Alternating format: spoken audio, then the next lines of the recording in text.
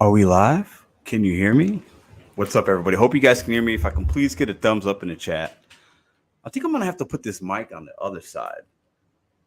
I think it would work better over there. Okay, so before we get going, lot to talk about today, and it's all good. So let me go ahead and get everything ready. I'm running a little bit behind here, but appreciate you guys for being here. Happy Sunday. Hope you guys could hear me. Let me check the chat if I can.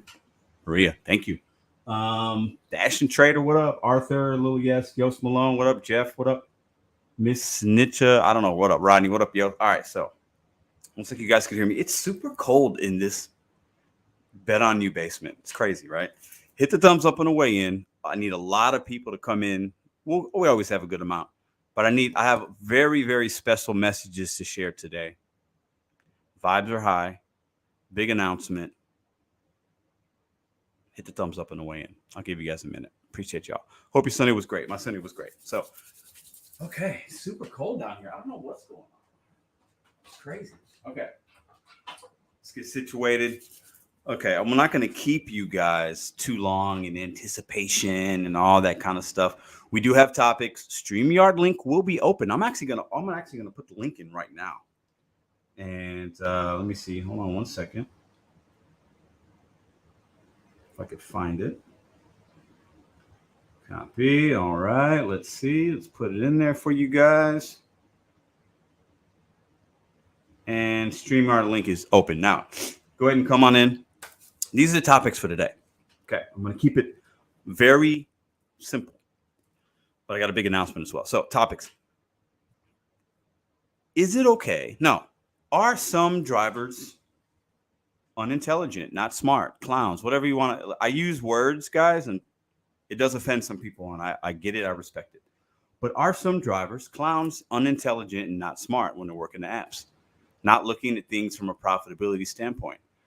I believe there are a lot. And part of my role on YouTube is to bring people to understand that the only number that matters is profits. That's it at the end of the day. And I think a lot of us, myself included, when I first started doing this, I didn't know that. Didn't look into that. Most of you guys didn't understand. I don't got to take this. I don't have to take this $2 order, right? So you feel like a clown. Everybody uses the word. It's not just me. A lot of people use it. Is that bad to call fellow drivers not smart, unintelligent? Want to talk about that? Want to hear your perspective about it, right? And another topic? What does profits mean to you? When I use that word, when you hear that word, what does that mean? Does that mean, well, I'm making money because I'm paying my bills and I'm liking it, and I like the freedom and flexibility? I'm making money, so I'm good, Pedro. I'm happy. For some of you, it might be, hey, I know exactly what I need to make every week to budget for my bills and my savings and whatever else. I know exactly how much my car is depreciating. I know exactly how much I'm putting away for taxes, for car expense, for whatever, right? What does the word profit mean to you? I think for some of us, it's going to mean different things, right? And are enough drivers actually, I don't like how I'm like looking at the mic. Hold on. I got to figure this out. Okay. And are enough drivers actually profitable? Do they even know what that means? Do drivers know what that means? I think a lot of you guys do. I think most drivers don't, right? So when I use the word clown, unintelligent, it's partly for effect because I understand people are going to gravitate towards it, but I feel that as well. Like I want people to understand, hey, I was a clown once. We're all being clowns for the apps. Most of us. Let's just raise our hand and admit, and there's nothing wrong with that, right? So beyond that, I think that's, yeah. And then the rest, I'm going to be in a live chat with you guys. StreamYard will be open. Come on in. Water feels good. This is open for anybody to come in. Anybody can come in. Anybody that's ever tried to come in a StreamYard has always been on my StreamYard. There's never been somebody I've left in the background, regardless of whatever. If you want to come in, you come in. Right? Okay. And I have a few shout outs. So first, before I get to the big announcement, which is going to be really exciting, really looking forward to this. Okay. So I'm going to drop it. I got a couple things to announce. And I'm going to get in a live chat in a minute, y'all. I promise.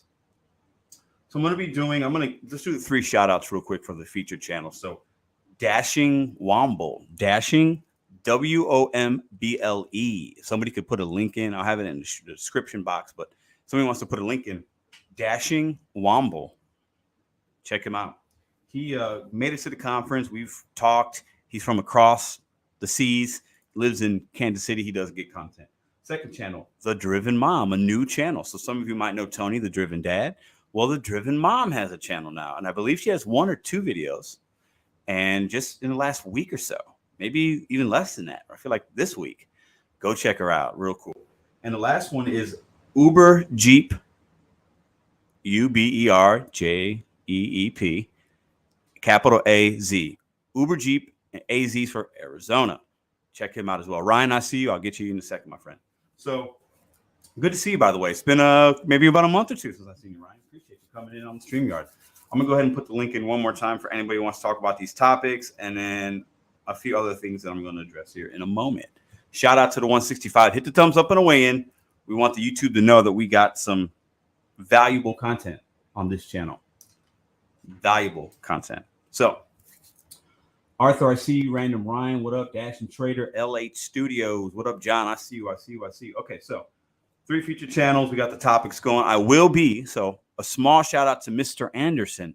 Some of you might know who that is, William Anderson. You see him a lot on Mr. Flex's channel. Me and him are going to be doing a dash off in St. Louis, either this week or maybe possibly next week. It's going to be fun. It's going to be something fun to do, right? We're all so serious. Something fun to do.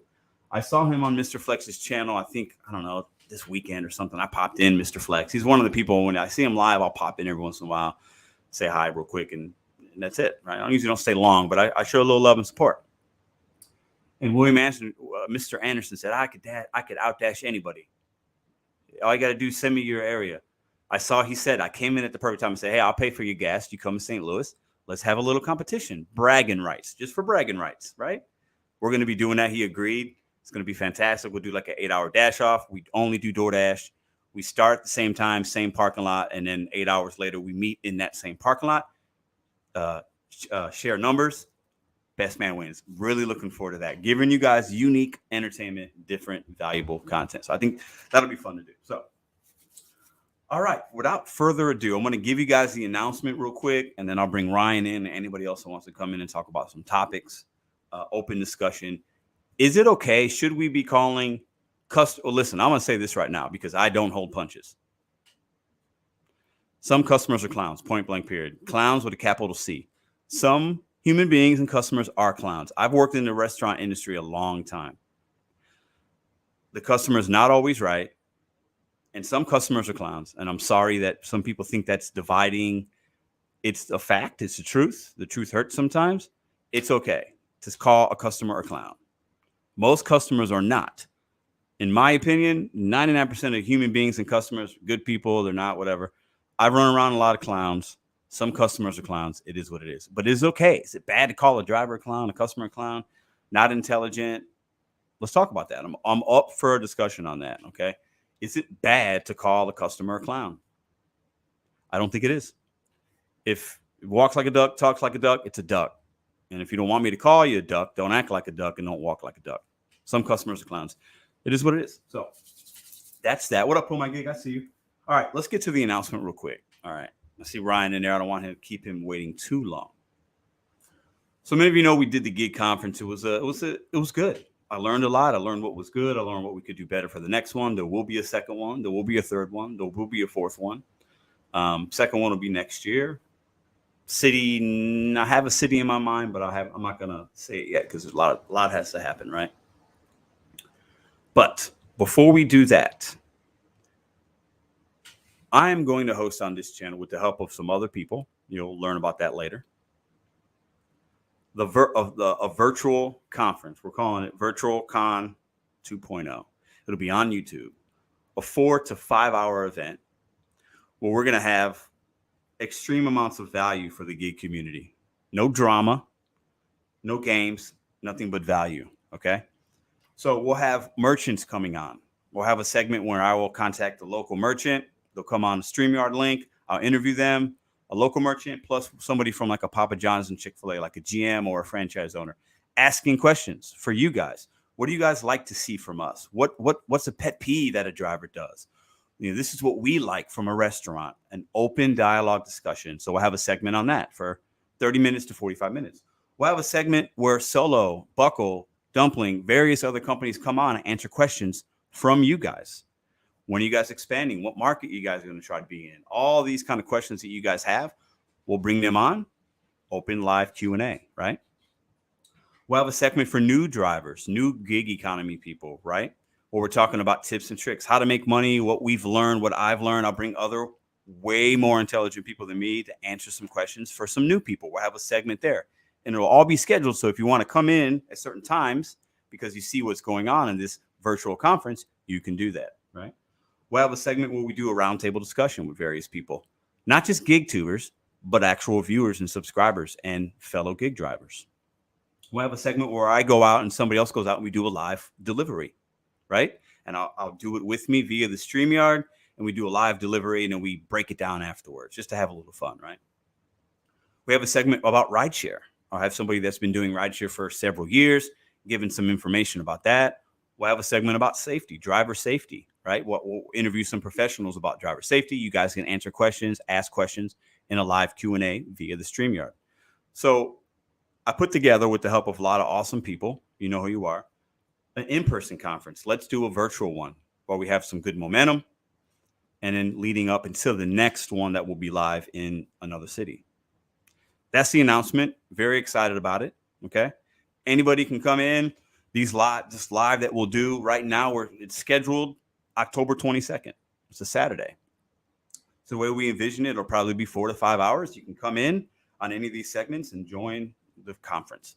I know a lot of people wanted to come to the first one, right? And there was some live streaming going on, but even the live streams didn't do the conference justice. A lot of people in the comments and emails I've gotten and text messages said, I really would have liked to hear Solo or Buckle talk. I wanted some information.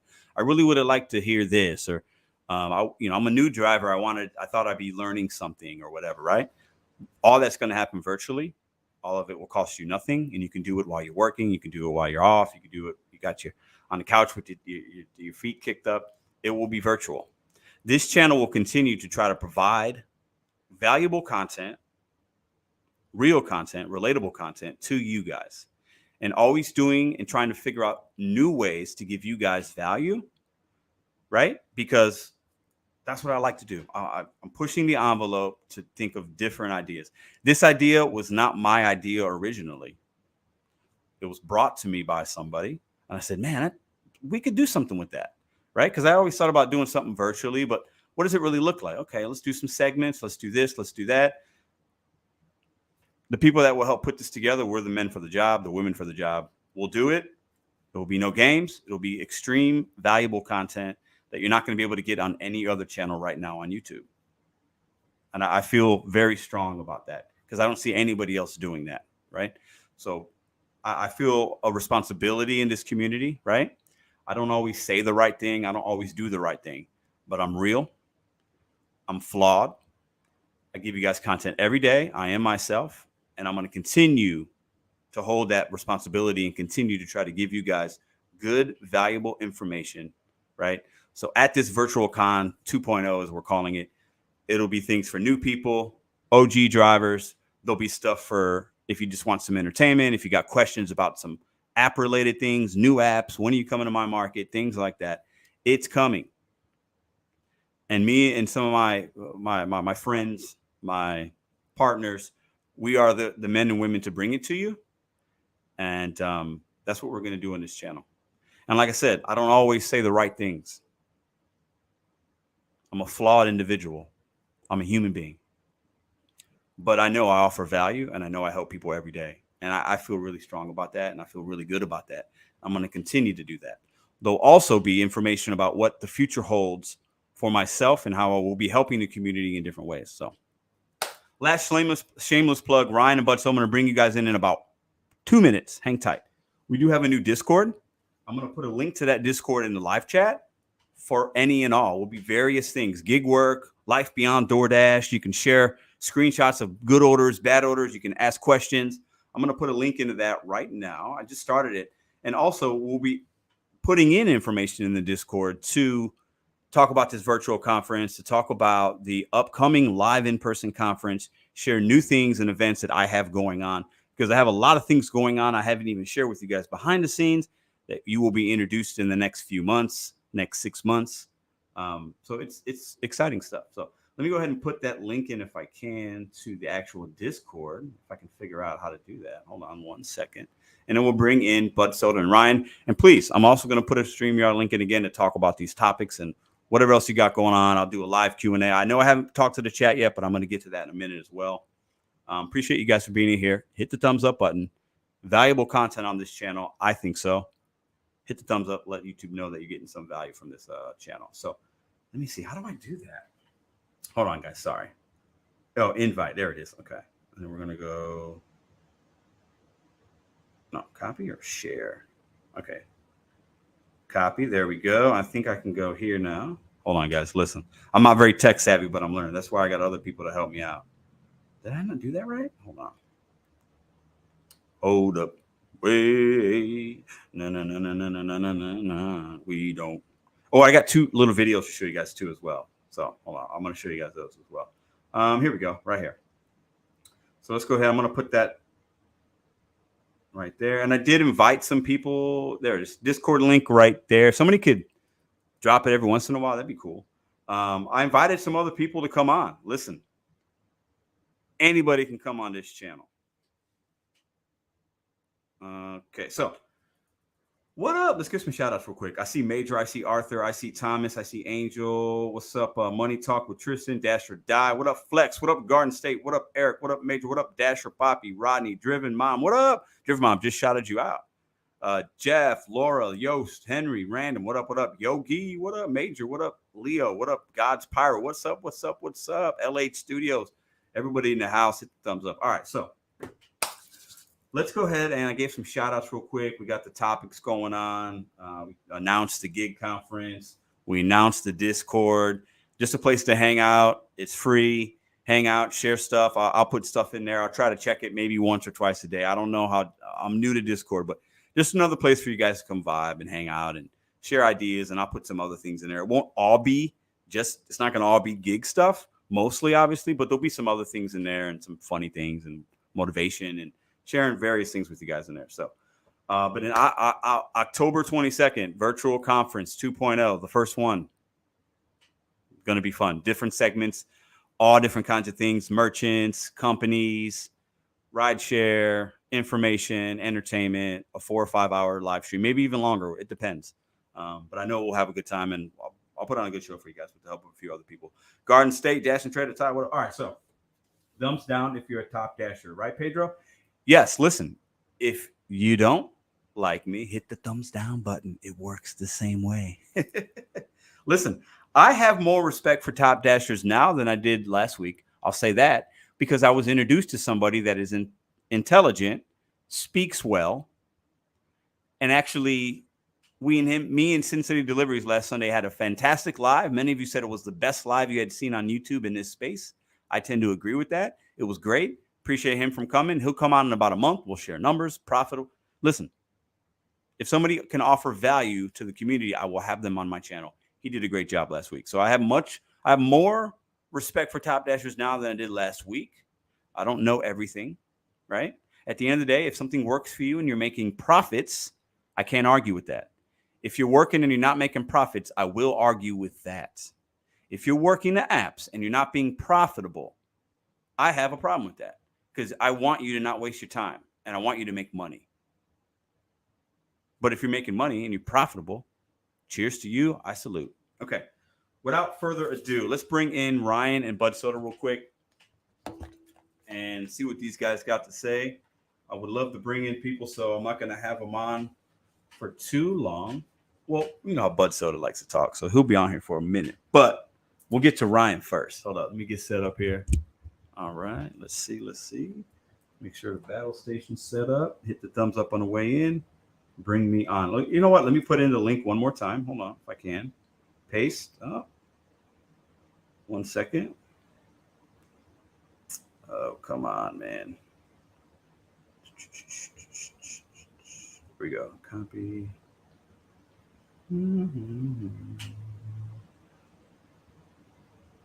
Paste. Discuss unassigning. I've discussed unassigning quite a bit. You can unassign. You should unassign sometimes. Not, if it's taking a long time, time is money. We're here to make money, right? So, and the only other thing I want to address before I bring in these fine gentlemen, what up, Zach? Sorry, is last week, or I recommended a channel, All In with Ari, and she's been going through it. She's at 70, almost 80,000 subscribers now. I thought it was cool because she had so many subscribers. She's homeless. She lives in her car, and her channel blew up, right? And a lot of people are saying she's a scammer. She's lying. There's a lot of videos exposing her or trying to expose. I don't know. But I found it almost sad and funny because what I love about YouTube is also the thing that can be the most aggravating at times because we're all human beings. Okay. None of us are like, oh, nothing bothers me, right? We're humans. YouTube's a great place because you can learn stuff. It's free to learn anything. You don't have to pay for anything on YouTube.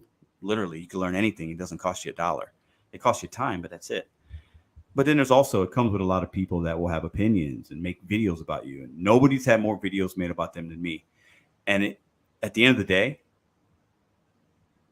thank you. I'm humbled and honored people spend that much time talking and thinking about me because I don't spend any thinking about them. I'm just trying to help people. I got a beautiful girlfriend, a beautiful daughter upstairs. It's crazy, but I love YouTube for that very reason, the good and the bad, right? So keep doing what you guys are doing. I love it. I'm humbled and honored that a little skinny guy born in Chicago now lives in St. Louis has such the attention of the audience.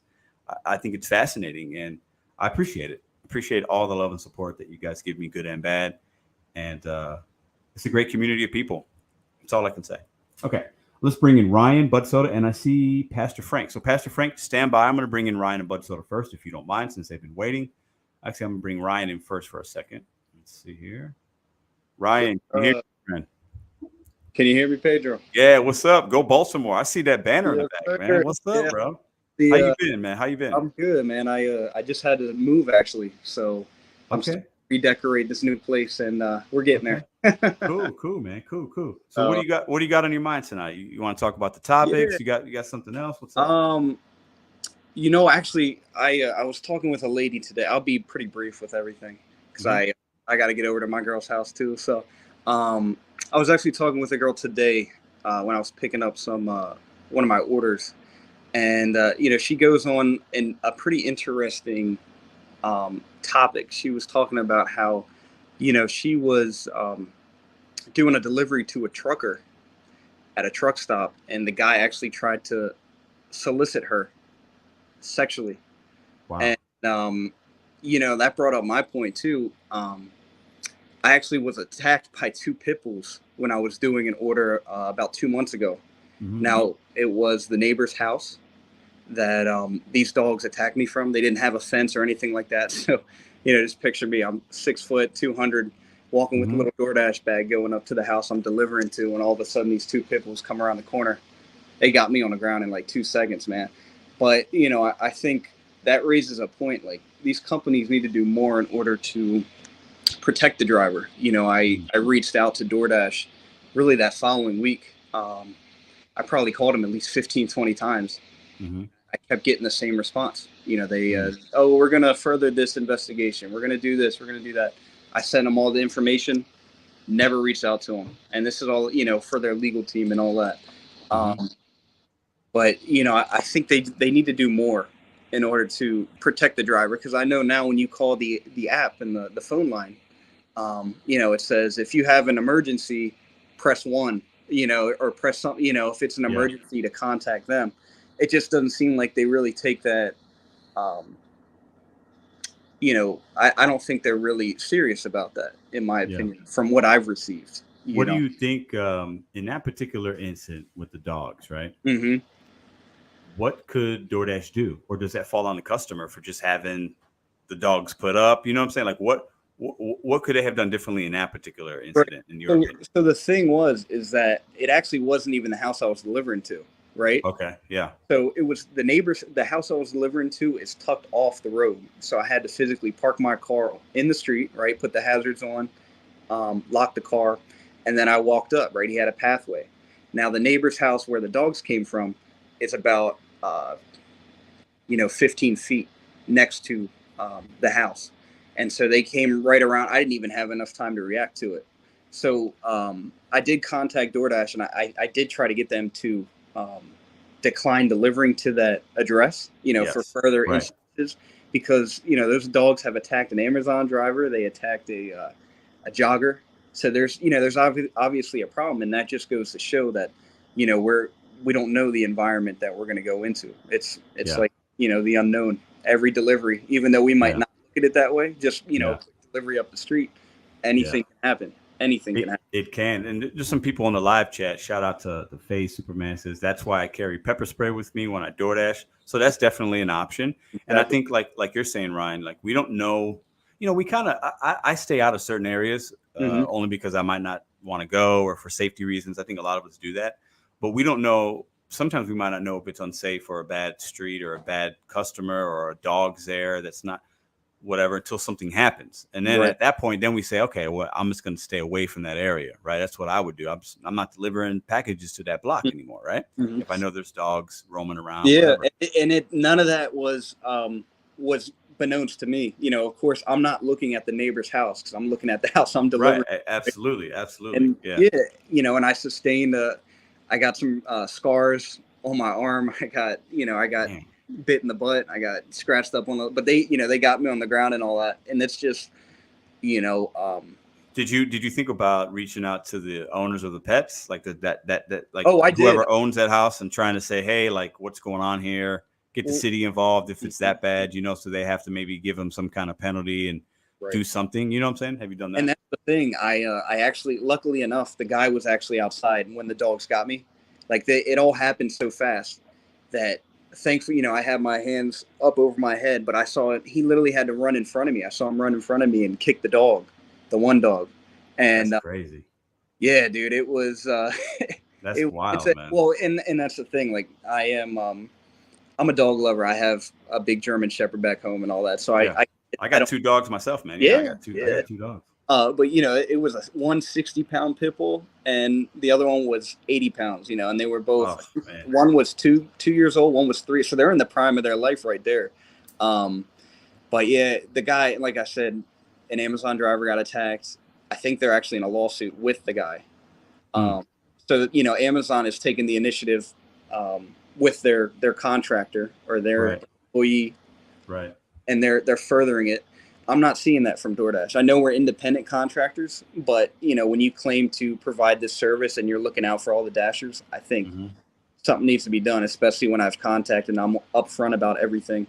I have, all the injuries I sustain. I have the medical bill, all that stuff. So yeah, that's wild. It's just, That's wild. I appreciate you sharing that with us, man. And good luck. I don't know, So I hate to be negative, but I who knows what DoorDash will do. I don't going after his homeowner's insurance at the end of the day. I'm going to take it into my own hands if that's what I have to do, just because I don't want another driver to be in a situation like that. There's no. That's a good point. Yeah. No fence, nothing like that. It's scary for any other. It should be to where, and it's not the neighbor's fault that you tried to deliver to. It's their neighbor, right? But it should be, there should be some kind of flag or something like dogs out wild, deliver at your own risk or something, I know that's silly, but you see what I'm saying? Like something, because, at some point, something, can you imagine the guy I was delivering to should have put a notice in the DoorDash description saying, hey, drive the alleyway or something. Cause my house is so far off the road. Yes. None of that is present. So it's just, yes. That's a good point. Cause you got to know if you live there. So I have neighbors, if they got 2 wild dogs that are just kind of out and I want food delivered, I might put a note in saying, hey, we've had some issues here. You can meet me in the back, or I'll meet you down the street or something like that. Right. But some customers don't care. So yeah. And that's the thing. Like I delivered the food to him and he was like, oh, you got attacked, huh? And I was like, yeah. Like food, but I mean, come on. That's wild. He didn't seem to care whatsoever. And I'm just like, wow, that was a crazy experience. That's crazy. Yeah. I appreciate you sharing that. Well, I got a few people waiting. I'm going to bring them in. You have a good rest of your night. Okay, my friend? Pedro, take it easy, man. All right, brother. See you, man. Yep. All right. We got some people waiting. I see. I'm going to get to each and every one of you. I want to show you guys two little, very short, I think they're each 12-second clips. Just want to show you guys something just to make you smile, maybe, right? So give me a second. Hold on. Let me share these. Shout out to everybody. What up, Yost? I see you. LC, Rideshare. What up, Steve? I see D. Hello, D. I see you everywhere. D is a supporter of these channels. Appreciate you. Shout out. Money Talk. I see you. Pastor Frank, Bud Soda, and Yost. I'll get you guys here in a moment. I want to show you guys these little clips just to make you smile, make you laugh, make you cry. I don't know. Let's see. Let me show you this real quick. Let me see if I can figure this out. I'm learning how to use technology, guys. Okay, hit a thumbs up for that.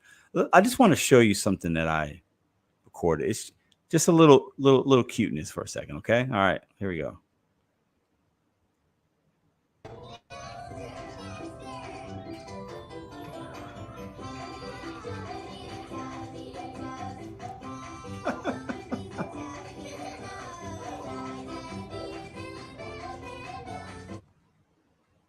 Okay, listen, I just had to show you that. My daughter's starting to dance. She's a horrible dancer. It's funny. That was part of my day today. Just maybe it made you smile to see a kid just dancing awkwardly, watching some cartoons. All right. And then this last one here I want to show you is something I saw on TikTok that is just kind of goes with the whole bet on you brand. Just want to show you guys this. I might play it twice because it's like 5 seconds. Let me see. 1 second. Where's it at? Hold on. Uh-oh, Pedro. What are you doing here? Let me see. I can't see it. There it is. I think that's it. Yeah, that's it. Okay. Myself 4 years straight. Paid off. 4 years in a row. Big time. It's my fourth year. Ticket. Year 4, 5, 6, 7. I'm going to play that one more time. You know, I bet on myself 4 years straight. Paid off. 4 years in a row. Big time. It's my fourth year. Ticket. Year 4, 5, 6, 7. So before I get to the next guest, that's a basketball player named Bobby Portis. Bobby Portis, pretty good player, played with the Bulls. He had some issues with teammates. He was fighting. He was, wasn't a great teammate, right? Milwaukee Bucks gave him a shot, and he learned to be a better teammate, started working on his game. He's an NBA champion, signed a really good basketball deal because he said, like in the beginning, he bet on himself. He said, you know what? Hold up. I got to bet on me. So I'm going to play at an undervalued contract because I know I'm going to get what I deserve because I'm going to put the work in.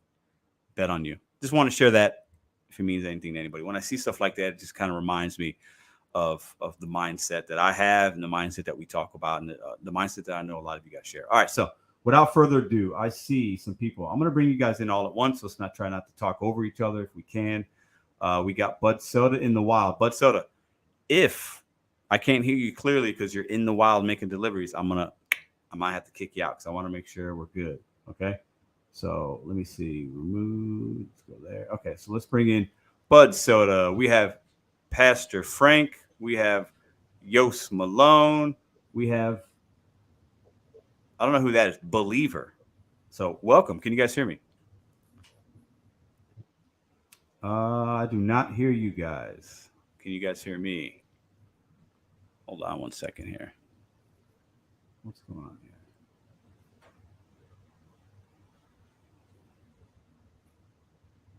Can you guys not hear me? I can hear you. Okay, Yost, Bud Soda, are you there? Pastor Frank, are you there? I don't see Pastor Frank. How about the based believer? Can you hear us? Okay, this is very strange. Okay, let me see. Maybe your guys' audio mic's not. So I got Yost in the house. Bud Soda, are you there? Okay, we're gonna kick him. The bot soda? I don't know. What's up, Yost? How you doing, man? What's up, man? How you doing? What's up? What's good, up? I'm here, and we doing this thing. So what do you think, man? Let me ask you a question. One of the topics today is it okay? Are some drivers not smart? Are they unintelligent? What do you think? I think a lot of drivers are unintelligent and uninformed. You know, Okay, that's a better word. Uninformed. yeah, That's a better word. uninformed, because most I can confidently say this. Most of us, when we started DoorDash, didn't either look on YouTube. They didn't have a training thing. It's, hey, what's your license? Are you breathing? Here you go, drive and deliver food. That's it. It's no, hey, this acceptance rate number that looks red, you don't have to take these orders. Or that's with any of them. You know, oh, if you decline too many orders, you're not gonna get the best. That kind of stuff. They manipulate you into taking junk orders to where, you know, you're not really making the money you should. If, as you always say, and I agree with you 100%, if you're making, I would say 15 would be my cutoff. But if you're not even making $20 an hour, you know, doing this, then why are you out there? You're not making any money. Yeah, it's tough. It's tough. And, you know, some markets are different. You might be in a smaller city, and 15 might be just what you need. And I do also know, Yos, a lot of people that do this work do it very part-time. Maybe they're retired. They do it for some cash, which is great. So for them, hey, $15 an hour. I'm dashing with my wife or husband. We're doing it. We're listening to music, and they're just, you know, so I get there's different people. There's levels to the drivers and stuff. But I think, you know, I'm talking more like if you're doing this full-time, or you're trying to do it just even part-time, but you have a plan to make a set amount of money. If you're not crunching your numbers, if you're not profitable, I think you're not smart. And I think that that's okay to say it. I know some people don't like, you know, I use the word clown a lot, and maybe I should do it less. I don't know. Cause I do know that does offend some people, but I also know some customers are clowns. Like, it is what it is. Like, some are, right? I don't know. Oh, absolutely. I mean, I have a couple of stories real quick, but I had a customer today. I'm doing Spark. Spark's kind of been my main source of income for a while. I haven't done a DoorDash delivery in God knows how long, but I messaged the customer doing the customer service thing, messaged them, and I said, your Spark order's here. And they said, it's about time. I'm like, huh. You know, just different things. Who knows if they rated me low? I treated them the same. It was a no tip. It was like $16 for 2 miles. So I'm going to take it. Sure. So, I mean, it made sense to take it. But, you know, things like that, you're like, I'm just one driver. Who knows what kind of bad experience they had with somebody else. But, I mean, it's just the thing on you do what you can to make money. Maybe 15 could work for you, 20. But, you know, there's got to be something where you're just not driving your car aimlessly and it's costing you more gas to make money. I think there's plenty of money to make out of there, you know, out here. And if people aren't, you know, looking at channels and finding tips and tricks, you're just kind of aimlessly driving. So I know I first did. I was aimlessly driving around, taking $3 orders, thinking I'm doing something. A lot of us have been there. Let me read this comment from Abby. I think there's a lot of truth there. Everyone is more educated on a certain topic more than someone else. Very true. But that does not make the other person dumb. Also very true. Simply uneducated. Yeah, I think you're right. I think, and a lot of us, I'm not the brightest guy. A lot of things I'm not smart about. I'm unintelligent about. The gig apps, I feel like I'm smart about it. And they're not difficult to figure out how to do. But at the end of the day, we're all new. And when I see people taking $2, $3 orders, it just kind of pains my heart. I don't know. Maybe I shouldn't care as much, but I feel like you're not making profits if you do too many of those kind of deliveries. So I mean, I'm going to bring in Bud and these other guys. I see Major and Pasture. I'm going to try to bring him in again real quick. So let's just give him another shot. Bud Soda, can you hear us? Can you hear me now? Yeah, turn down your YouTube if you got it in the background, if you can. And I don't. Okay, cool. I'm going to bring in Major. Major, are you there? Hey, what's up, Pedro? How you doing? What's up, man? Good. You can hear us, right? Oh, yeah, very good. Okay, so Bud Soda and Major, what do you guys think? Are there drivers out here that are not intelligent, not smart? Like, and what do we do about them? Should we say anything at all? Like, do we try to help them? Do we just say, you know what, everybody can just do what they want? If you're not profitable, it doesn't really matter. Like, what do you guys think about that? I believe in no tip, no trip. That's my mantra. Okay. Why? I follow that religiously because I got screwed over before when I was first started, and for like $2.25, I refuse to do it anymore. I refuse. Yeah. Let me ask you a question. When you first started working the apps, did you know that you can kind of pick and choose, or were you taking everything in the beginning? I learned everything really honestly watching your video and another guy. I didn't have any idea when I first started. I was totally green. All right. Do you feel like are you profitable right now in your market? Are you making money? Are you making what you want to make? Where are you at right now? Oh yeah, I mean, Normally, I make about $100 a day or more, including my gas and everything else I factor in. Okay. I've had really good days where I made about 300 almost. So, Okay. and it's a pretty small town I live in, so it's pretty good. So what market are you in, if you don't mind me asking? I've been Casper in Wyoming. Wyoming. Okay, so yeah, that has to be. Yeah, so you're more rural, a lot of highway, a lot of open road driving. Yeah, it's city with a lot of there's a lot of country back roads and stuff that I don't really like to deliver to, but I do sometimes. It's not too late at night. I don't like to work past 11 o'clock, So yeah. I got a question from the chat real quick, Major. How many hours do you drive, if you don't mind? I usually do about 5 or 6. 5 or 6 a day. A day, right? Yeah. Okay. Yeah, cool. When I'm working, yeah. Got it. But Soda, chime in here, my friend. So I try to coach drivers if I can, but if they immediately come off as aggressive and you're leaving money on the table and all that nonsense, it's like, let them be. Like, okay, you be the bottom feeder. Someone has to do the $2 orders.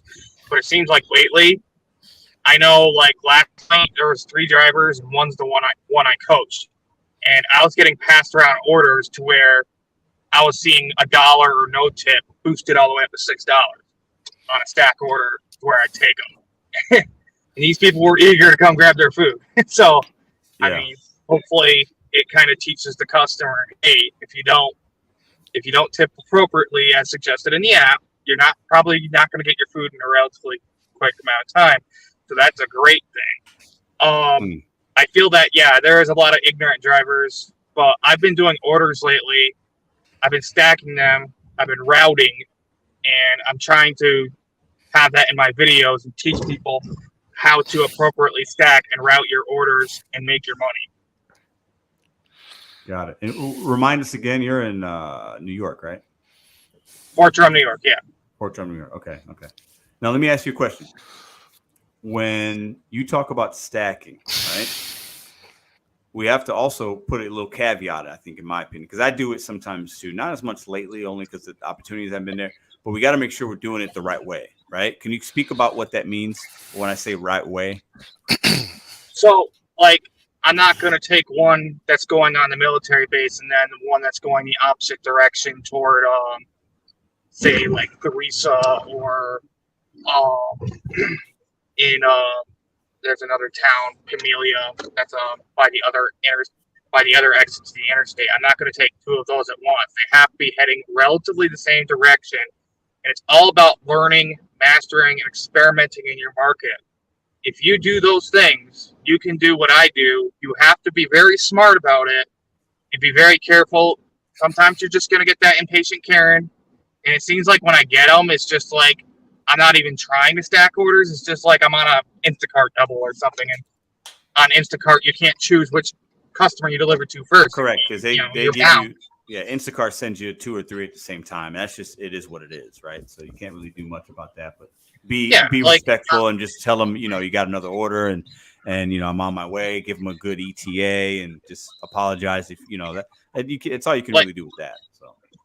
So the last incident I had where they were being mega impatient, I would have rather have delivered to them first, because how I route, it would have actually made more sense to deliver to the other customer first, but I have to do what the app tells me because they restrict you and you can't do that.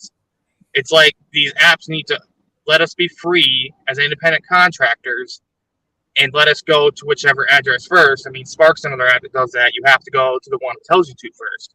So I really feel that all these apps should give us freedom of independent contracting. Let us make the decision to the best of our ability. They're over in an office somewhere, wherever the corporate office is, and support's way off in a foreign country, and they have no idea. So no one's going to know the area better than the driver who's there, who's a veteran, Yeah.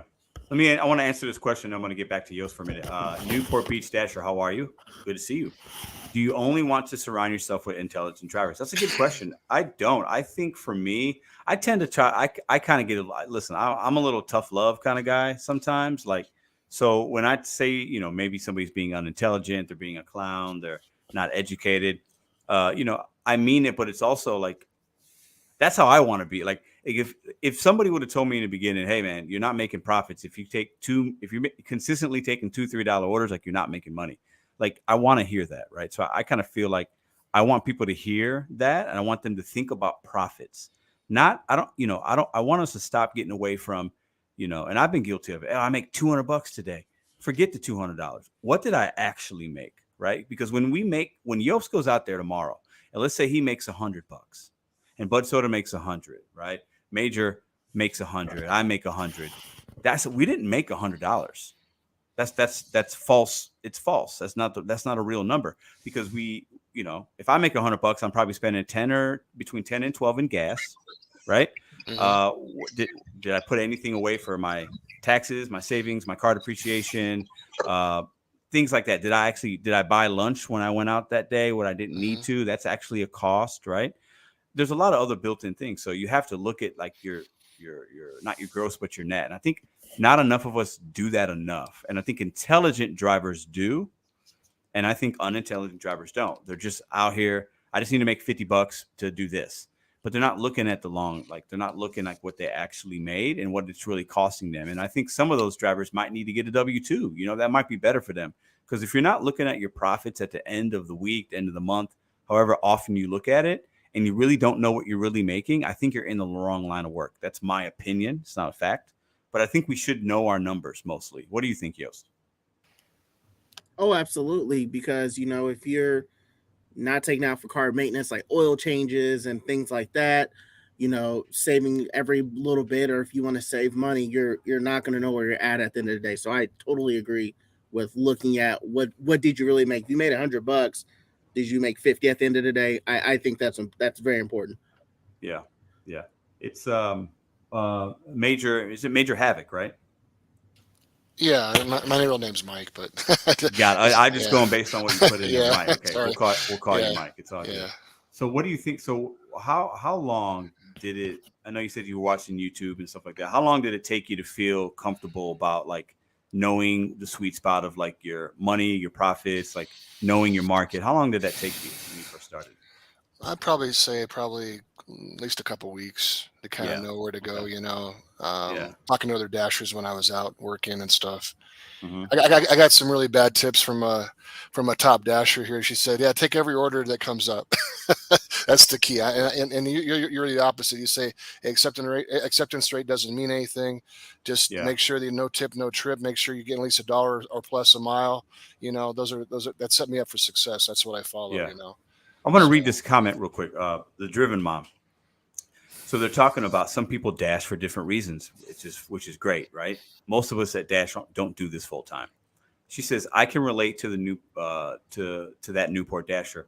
I'm a mom of 5, and one of the biggest perks of this is getting a break from my kids while also making money. That's great. And I think a lot of people do drive these apps because, hey, they like being in their car. Some couples might do it for a date night to get away from the kids. They're going out, they're listening to music. It's fun. So I've even heard some drivers say it's like a game. It's like each offers a mission, then you get points or money at the end. I think it was Levi or Joe said that. And I feel like, everybody can make it their own, right?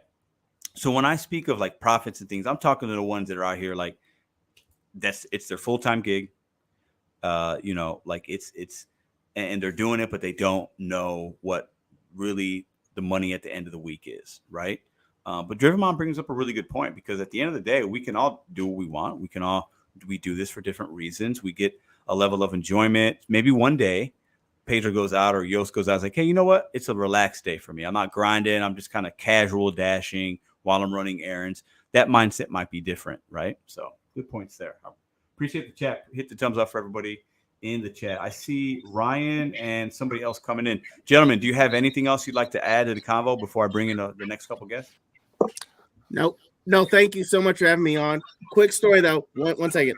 I had a lady, I was doing a DoorDash order, and she mentioned in her notes, I screenshot that said, if my dog's outside, he likes taking pictures. I was like, wait a minute. I'm not messing with some dog I don't know. Luckily, the dog wasn't outside, so I was able to put the food and leave, but dogs are one thing I don't mess with because I don't be knowing them dogs. So, but that's anyways. And dogs can, you never know. If it's not your dog or something, it can go sideways quick. So thank you so much. Y'all have a good one. Peace out. Appreciate you, yo. So I'd like to challenge people who say they can't make money in their market, that they absolutely need Top Dasher no matter what. Sometimes, yes, you could do it as convenience, and that's the only reason I would, is so you can just dash now whenever you want. But, the rest of the month you take great orders.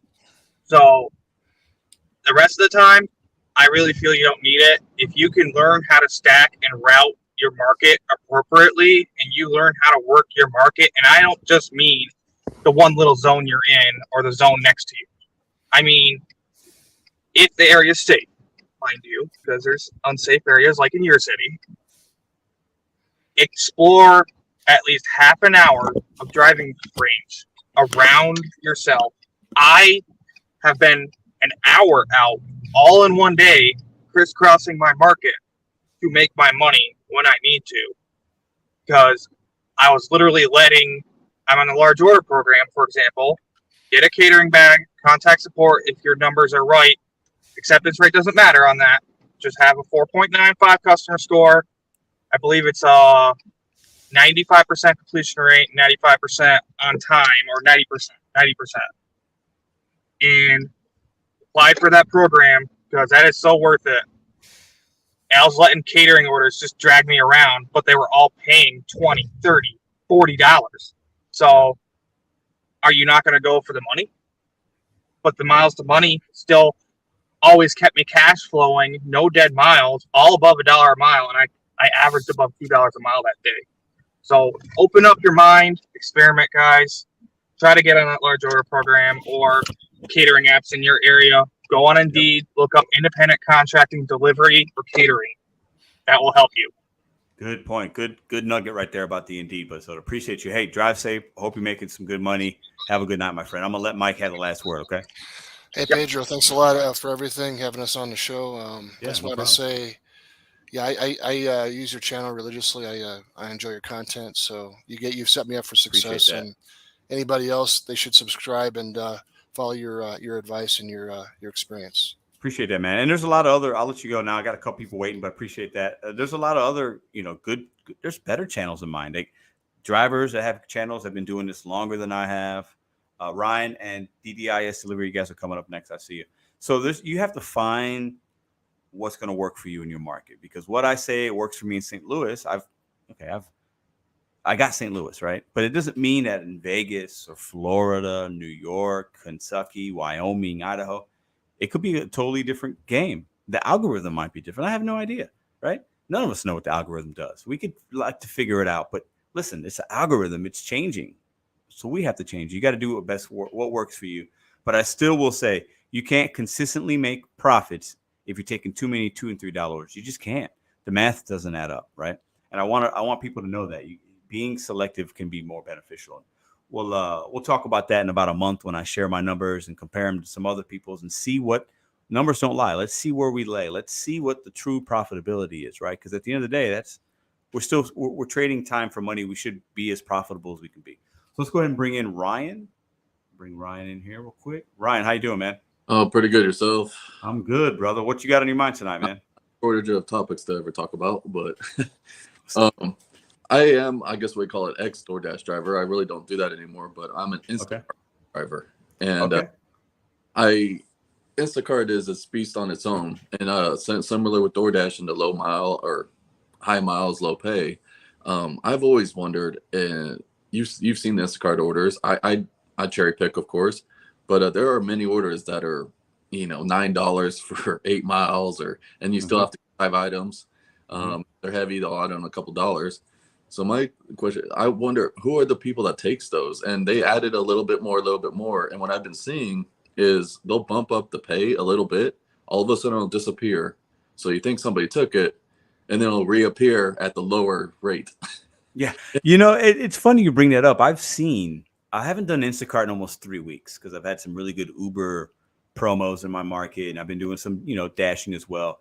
But I've definitely turned the app on, right? And I feel like I've had some really good Instacart experiences and some really bad ones. And I've seen an order start out at $11 with no tip, going like 30 miles, and then like 15 minutes later it'll go up to like 13. They'll add like $2, like a boost included.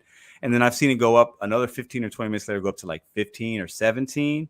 And even then, it's still at face value. It's still not good. It need to go up to like 30 for me to drive 30 miles, even to consider it, right? But it's weird how they fluctuate, because you can tell if it's the same order because it's the item count. You see the house icon, you see the items. It's the same order, right? Yeah. I don't know. I think it's just, I think they know different drivers are coming in and out. So they're like, okay, we want to fulfill this order for the least amount of money as possible. Hey, I get it. It's a company. They got to make money, but it's really, it's just funny. It's shady, but funny. I don't know. What do you think? If you watch it, when they do a double bat or a double order, one badge, they, like I did this today where there was Dick's Sporting Goods and the grocery store and nobody was taking it. Then they split it. And so Dick's Sporting Goods was $25 for quite a bit of miles, but you know, they do what they can to get there. But yeah, it's if you want, you can read that super chat, man. No, yeah, I just put it up for people to see. Dash or Die, appreciate you, man. I'll check it out. Be safe out there, brother. So Dash or Die's got a channel. Check him out. Listen, Dash or Die. He dashes or dies. He literally, that's his name because he goes to many different markets. Sometimes a different market every day, multiple markets a week. He never knows what he's going to get into, and he has fun with it. So yeah. And with the pay, the mileage, all that stuff, to me with Instacart and with DoorDash and any of them, but Instacart especially, it's your time. And I don't think people realize how much time it takes to shop, especially if you're not familiar with the area or, you know, how many items is truly going to take you. And so I do smaller orders. I do a lot of alcohol and prescription drugs, and it's very simple. And even if it's $15, it's quick.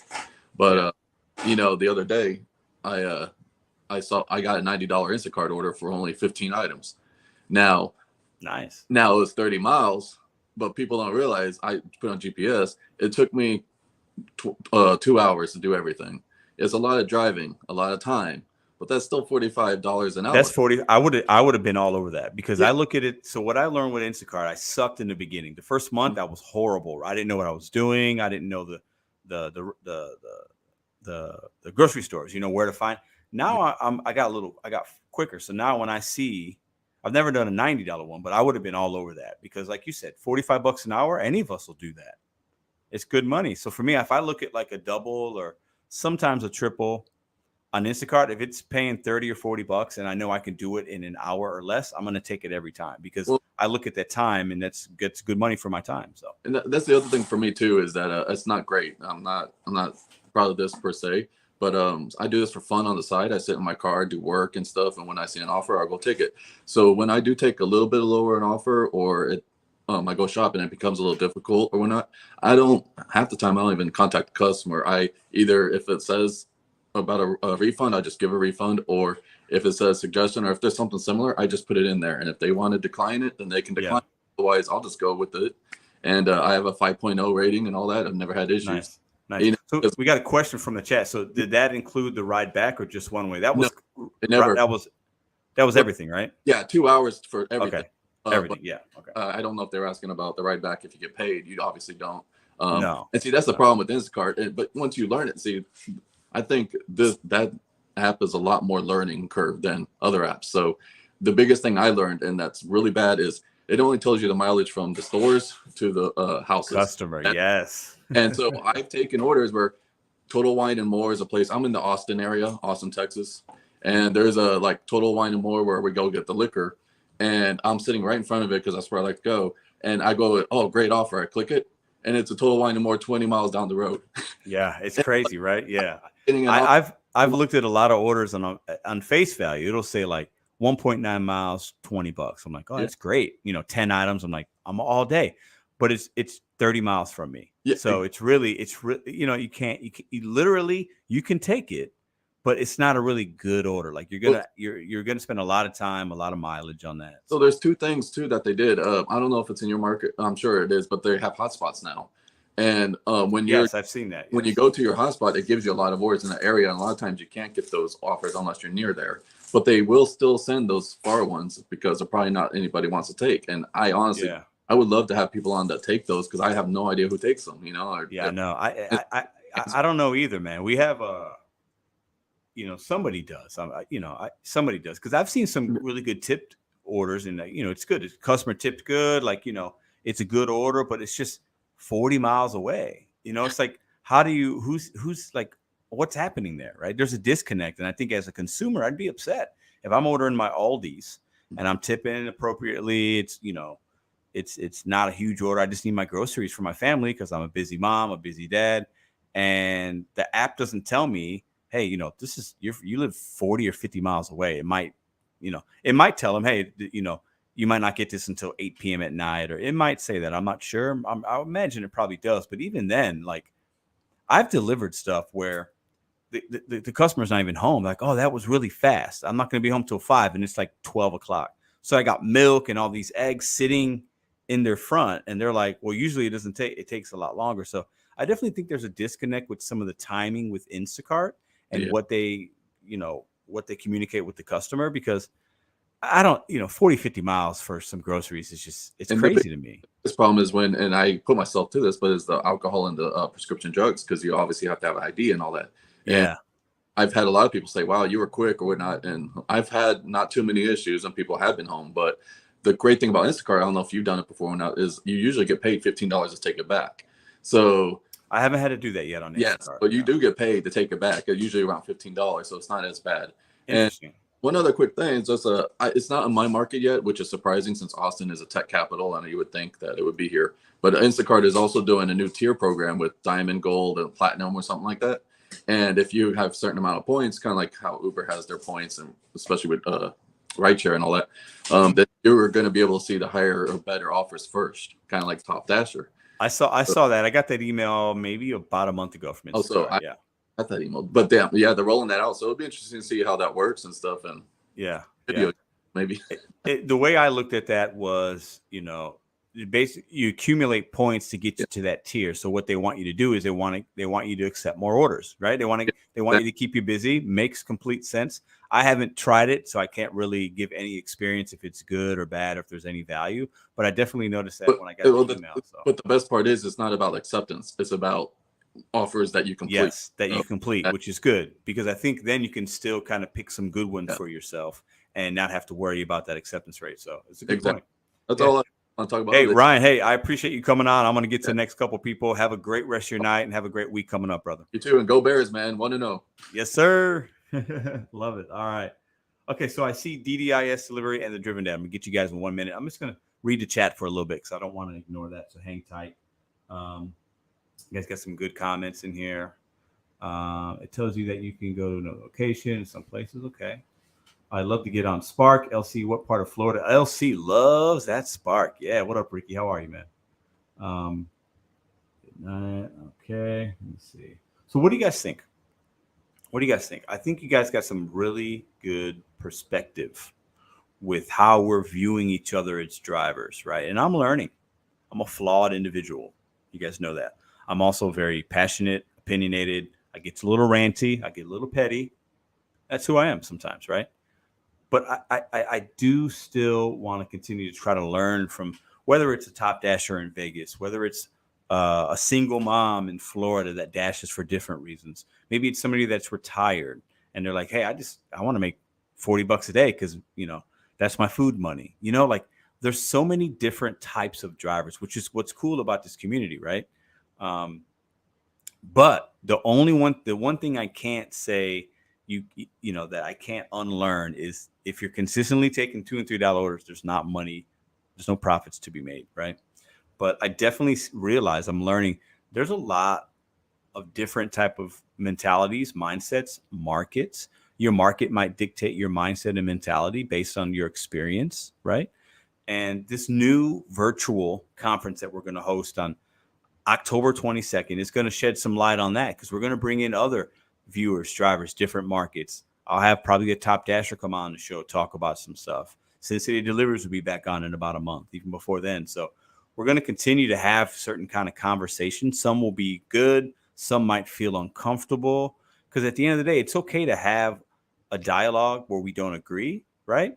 And we can somehow learn from each other, right?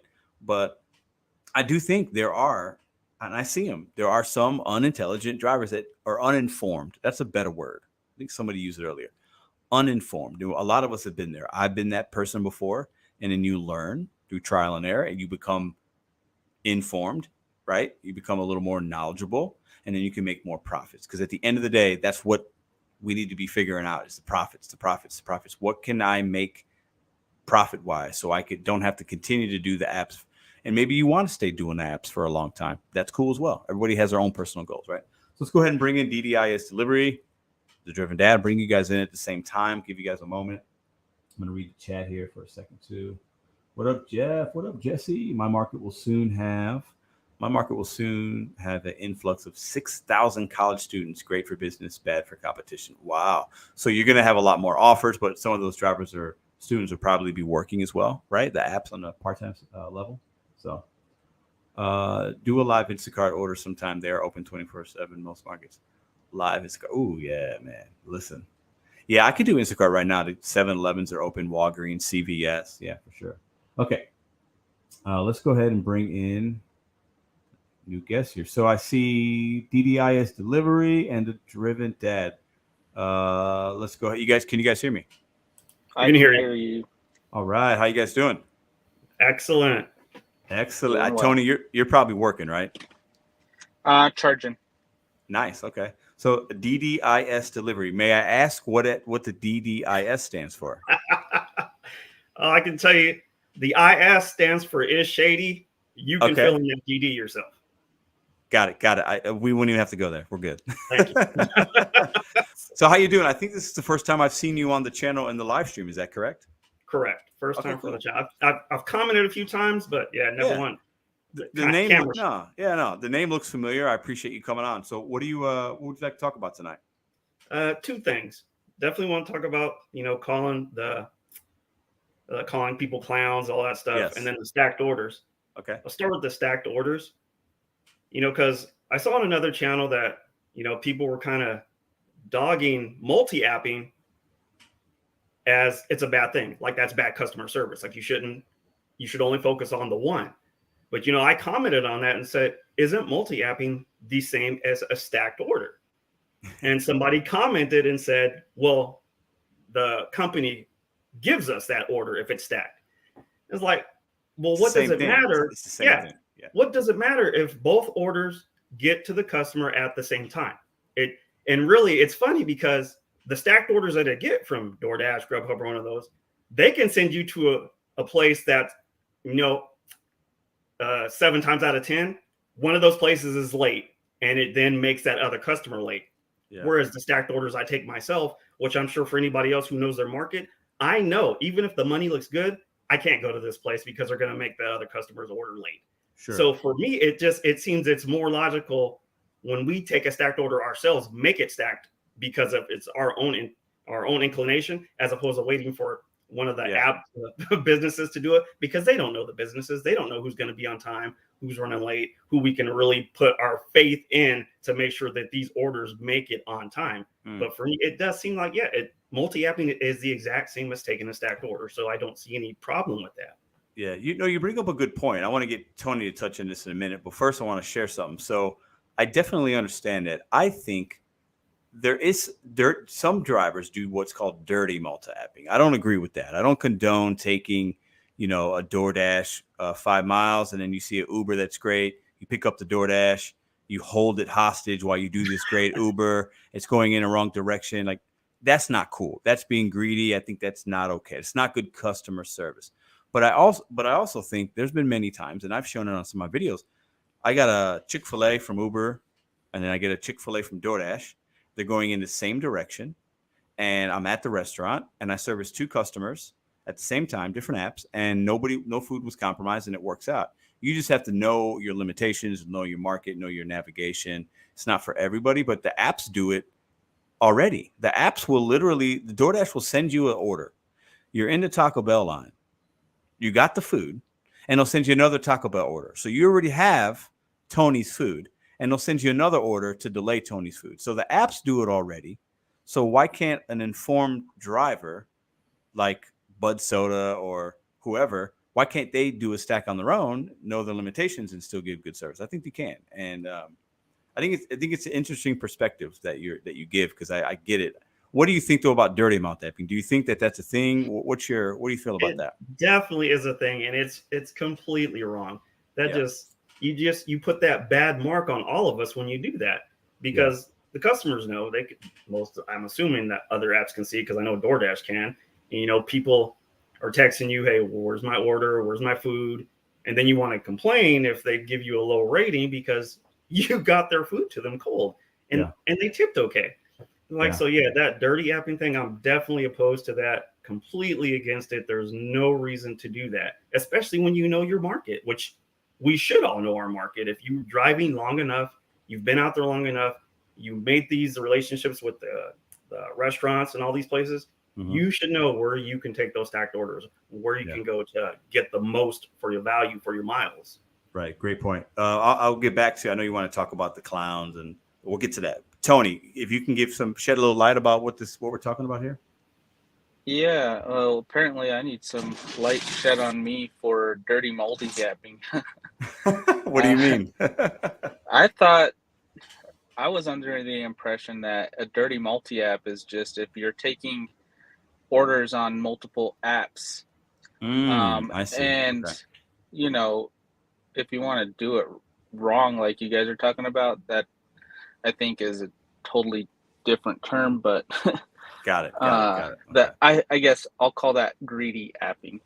But I thought that dirty multi-apping just means that you have Uber, DoorDash, Grubhub running, kind of like what you guys are saying. You grab your own stacks, and as long as it's not going to compromise anybody, you're going to still be on time for people's food to get there.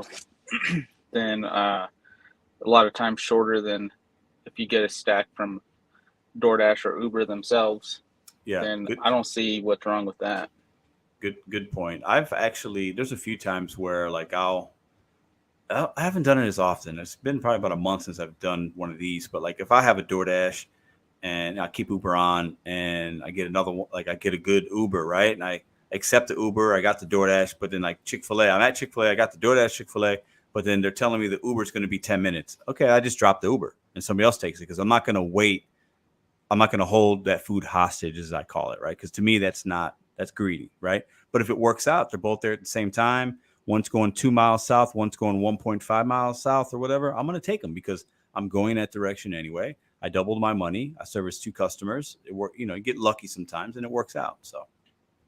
Yeah. So what I guess what I must be putting clickbait in when I say dirty multi-apping, because I think I've heard it called advanced multi-apping. Okay. Yeah. In the past, maybe that's what I'm thinking. Like what you guys are talking about right now, that is okay. Yeah. I think advanced is what I would kind of do, and I think that's what DDIS delivery is talking about. I think advanced multi-apping, when you do it smart, if you know your market, can be beneficial for us, the merchant, and the customer, because the merchant wants to get those bags out quick too, right? And if I'm there already, I think that's good. But I definitely see what you're saying about the dirty multi-apping versus advanced and all that stuff there. So Driven Deck, can I ask how your first 5 days went? You want to share really quick about what you're doing? You want to talk about that now for a minute? Sure, why not? Okay. So last week was it last week? I think so. Yeah, it was last week. Yeah. Okay. Yeah. So last week I agreed to, or I volunteered to go ahead and do a Top Dasher challenge. Unbiased is my it's my goal to be unbiased with how the results are. I want to report it, how it happens. I'm doing shorts for this. Just if anybody wants to follow the journey, I'm doing 5 orders over 20 days because I do not rely on DoorDash hardly ever, except for when we're doing a dash date night together. Yeah. Awesome. I mentioned that earlier. I didn't know that you guys actually did that, but I know it's a thing. It's cool that you guys do that. Yeah. So we'll just use her DoorDash on those days. So I don't have to stop the flow of orders for a low paying order. Yeah. But I would say it's not less than what I experienced last time. Maybe it's a little bit better because Walmart Spark has hit the market and really sucked up a lot of those orders that were coming to DoorDash before. So that's what really made it hard to do last year, because you could get stuck on like a 2-hour run for one order. Wow. On a Walmart. Yeah. But yeah, check out the short feed. I've got a little playlist for it too. If you want to go there. If somebody in the chat or can put in the Driven Dads channel link, that would be fantastic. So you guys could check it out. I've shared one this past week. I'm going to share another one tomorrow. I think you've done 4 or 5 shorts by now, right? Yeah. Actually, I've got to cut out about 24 seconds of a minute. Okay. I'm at a minute and 0.24. I got to cut out of my current one so I can post before I go to bed. But that'll be day 5. For me, when I go into my shorts, it's always 15 seconds. I don't know why. Maybe I'm looking at something wrong. You can click on the 15 seconds spot and it'll change it to 60. Oh, thank you. I had no idea. Now you just gave me a whole nother options on my YouTube game, man. Appreciate that. So that's cool. And then you can edit it in a video in iMovie and in the vertical format, and then upload it. You just select the video.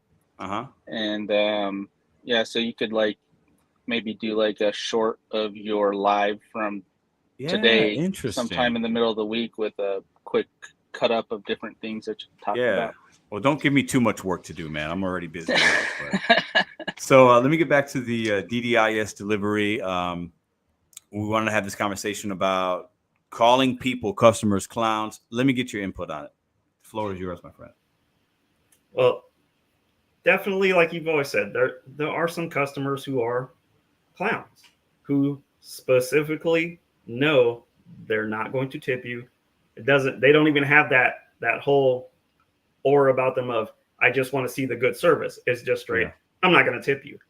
Like, okay, then forget it. Then I would be okay calling them clowns. Calling, drivers, the rest of the gig economy, calling them clowns. I don't know how I necessarily feel about that, but I know by, hearing other people who are saying, that it's wrong, you shouldn't do that. But then at the same time, those people say, for us who call them clowns, because really it's on that side of us who are the no tip, no trip. Yeah. And they say people like that, then those drivers are lazy. They don't want to do driving the right way. They don't want to follow the apps. They don't want to give good customer service. But, my customer service is top notch. I'm more than happy to boast and brag about that. I had a 5 on Instacart. I had a 5 on DoorDash, but I don't know what's going on with that now. I just started Spark. That's moving up because I couldn't contact the customers for some reason. Something was wrong with the connection. Every time I tried to contact them, it would go straight to Walmart customer service. But now that that's open, my ratings just shooting up because that customer service is there. And I'll tell you, from this, like 2.5 years I've been delivering.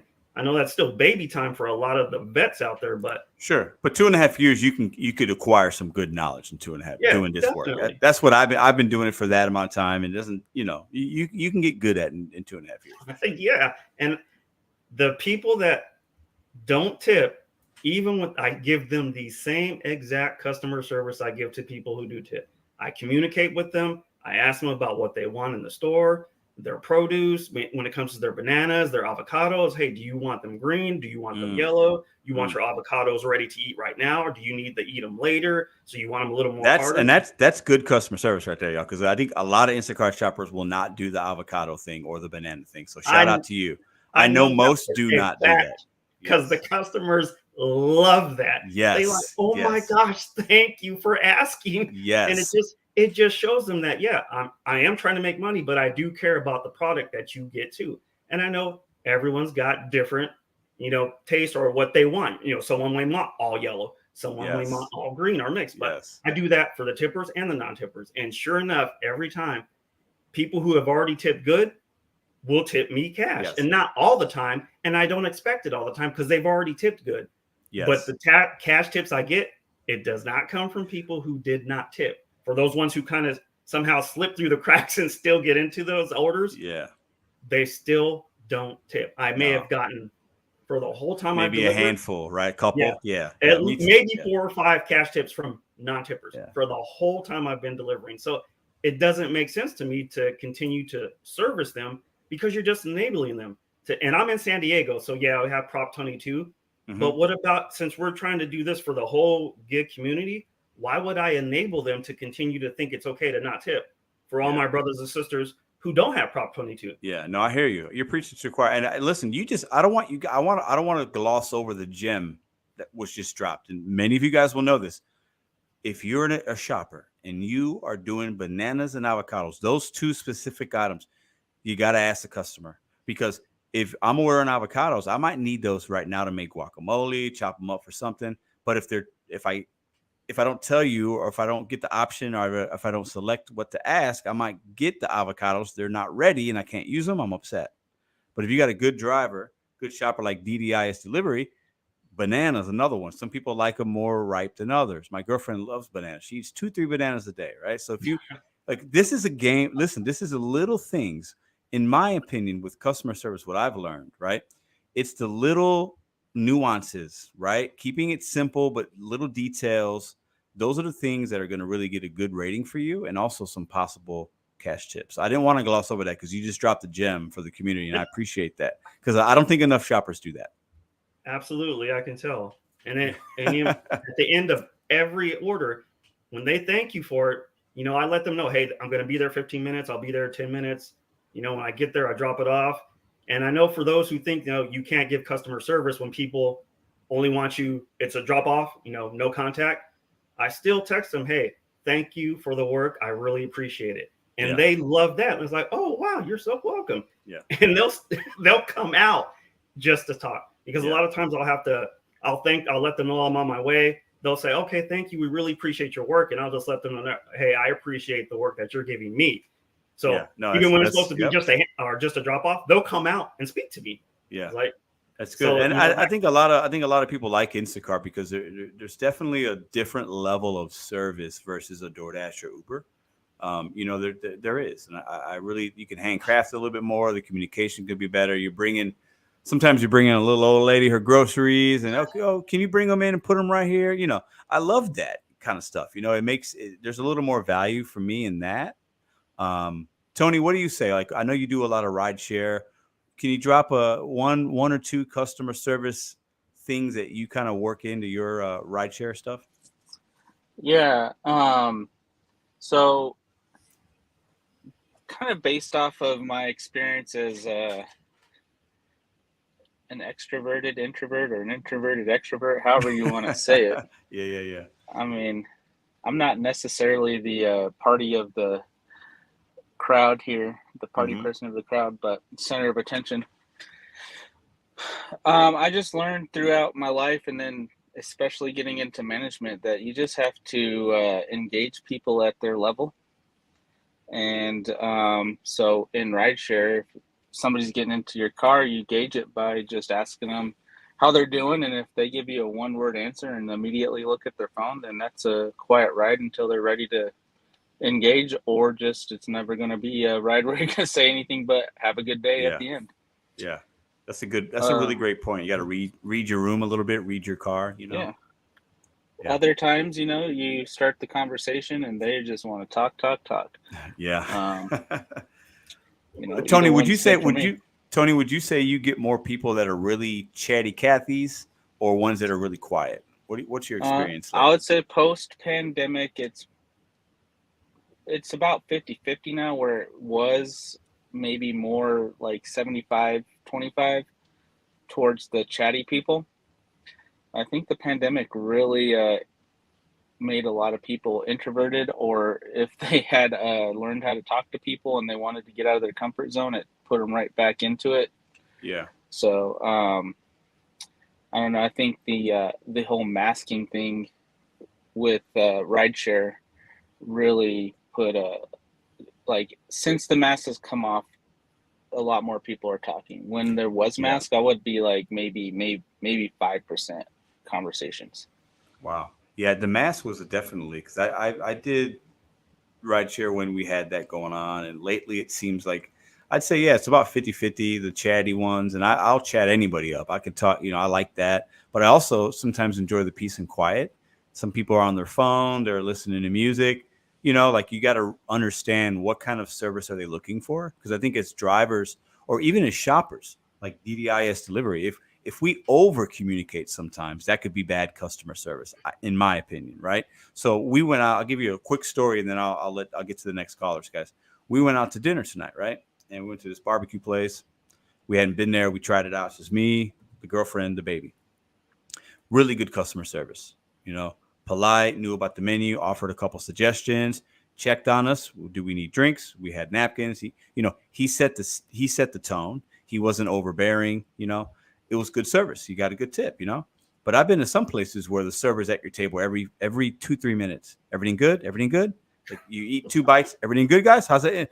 It's too much. And when you have that level of service, that's bad, in my opinion, right? And I think you have to, like Tony's saying, you got to read your audience, and do they want to talk? Do they not want to talk? And then that's kind of where the customer service starts. And if you don't do enough, it's bad. But if you do too much, it's bad, So, gentlemen, I appreciate you guys. Anything else you guys want to offer before we let you go? I got one question for you. Absolutely. Because I do a lot of Spark now. Spark's my saving grace. Mm-hmm. But, I think most of the other apps too, when you deliver the merchants stuff, they say you can't go into their house. So what happens when you get a ton of cases of water, you're dropping it off, all this other stuff, and the person comes to the door and they're in a wheelchair? Do you still take it into the house? I'm going to be honest with you. Yes. I've done it only 2, 3, maybe 4 times. Yeah. I'm going to, as long as I've never felt unsafe. Now, I would never tell a driver, go into a home, always listen to the customer. But if I get to a door, there's everything situational. It's customer service, guys. And there's somebody in a wheelchair, like you just said. That's the scenario you gave me. And there's even if it's not cases of water, if there's a bag, if he's just got one bag and he opens the door and says, do you mind stepping in and putting it right here for me? Most of the time, it's just like, they just don't want me to leave it outside. They just want me to set it in the doorway for them. Yeah, I'm going to do that. If it's some cases of water, I haven't had that yet, I don't think.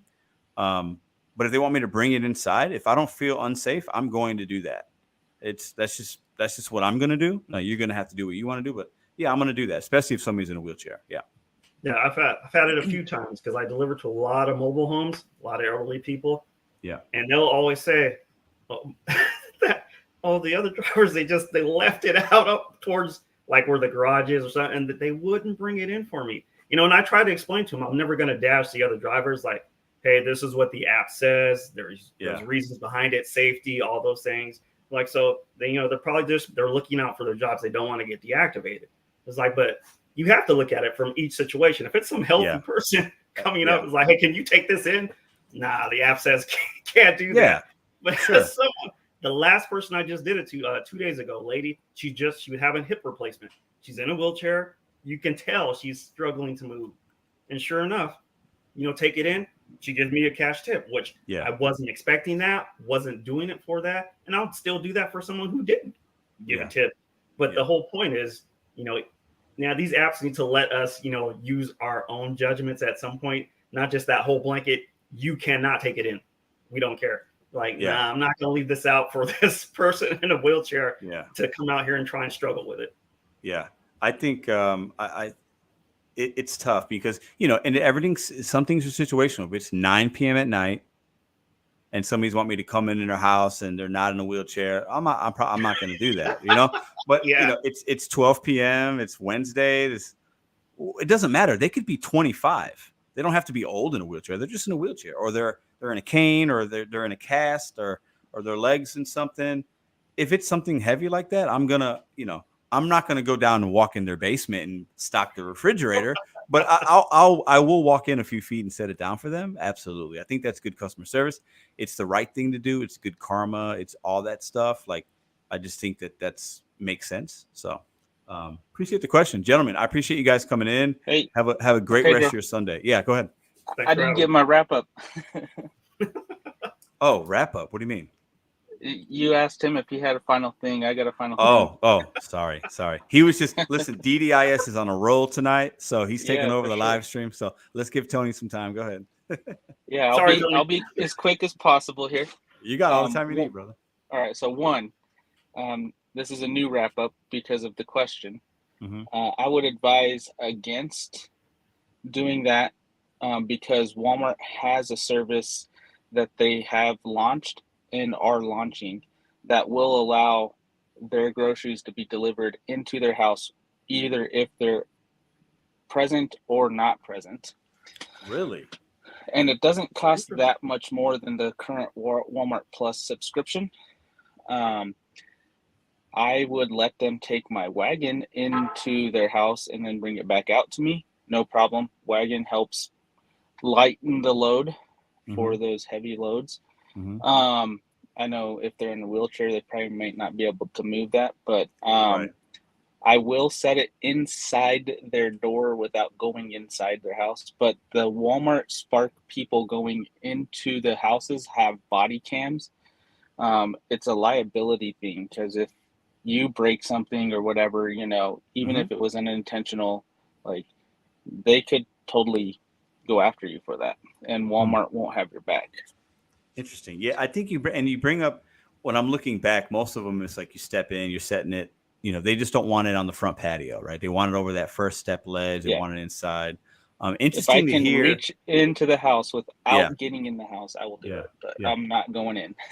Interesting to hear about Walmart starting that, because I think there's definitely a customer pool that is older or elderly or seniors or whatever, right? And they order a lot. You know, I see a lot of those, and I think it's good that they have that option so that they can select that and cater that experience for those particular consumers. So I think that's pretty neat. I don't have Spark yet. I know it's kind of like the hot and up and coming app. I signed up. I'm on a waiting list.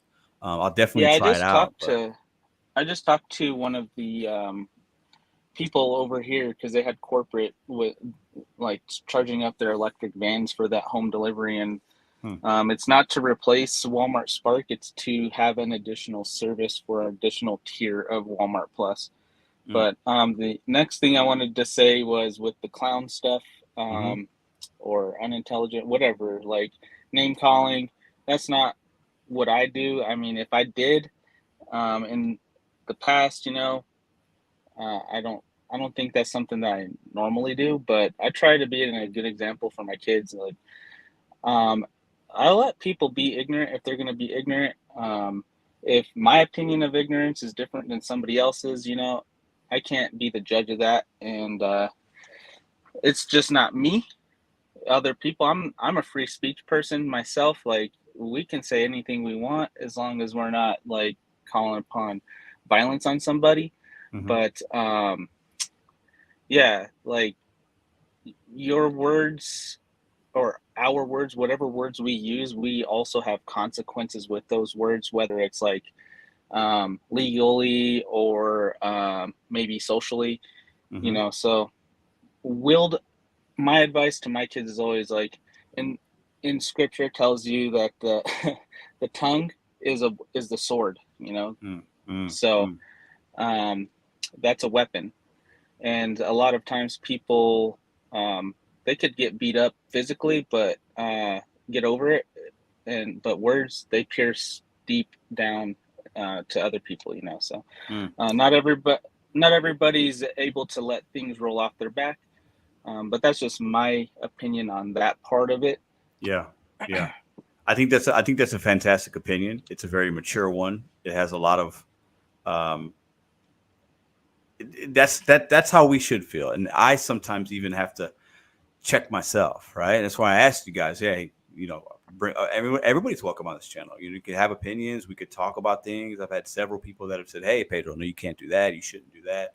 You know, and that's good. Like, we could learn things, because I tend to let my tongue fly a little too much sometimes, right? That's part of my own development and how I should grow as a man, right? Because I'm very passionate. I'm real quick. I'm very impulsive at times. And, you know, and then I'll sit back and think, okay, was that good? Was it positive? Was it not? So I think both of you gentlemen definitely brought up some fantastic points about that. And I appreciate that very much. Yeah, for sure. And final quick point is I've seen a lot of tax talk going on in the chat there for a minute. I don't know if you have a tax plug or not, but is it okay if I just shout out a name? Absolutely, yeah. Mark J. Kohler. He was on a channel that I used to subscribe to when he was the bearded Uber guy. And I saw him from there. He discusses all kinds of topics, taxes, LLCs, S-Corps, all of that. And he does have some of it related to gig economy. He has a lot of live streams where you can ask questions.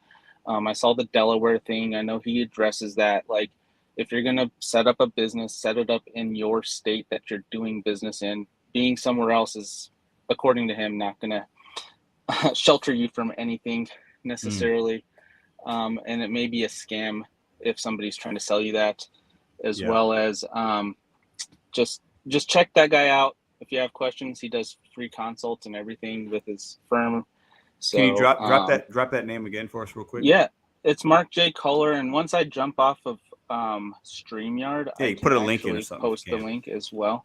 Cool. But yeah, just be careful with all of that stuff. And maybe also, if you are registering your LLC, check with whoever you're doing it to see if it's a good idea to have like even a virtual address versus your own. Just my thoughts on that.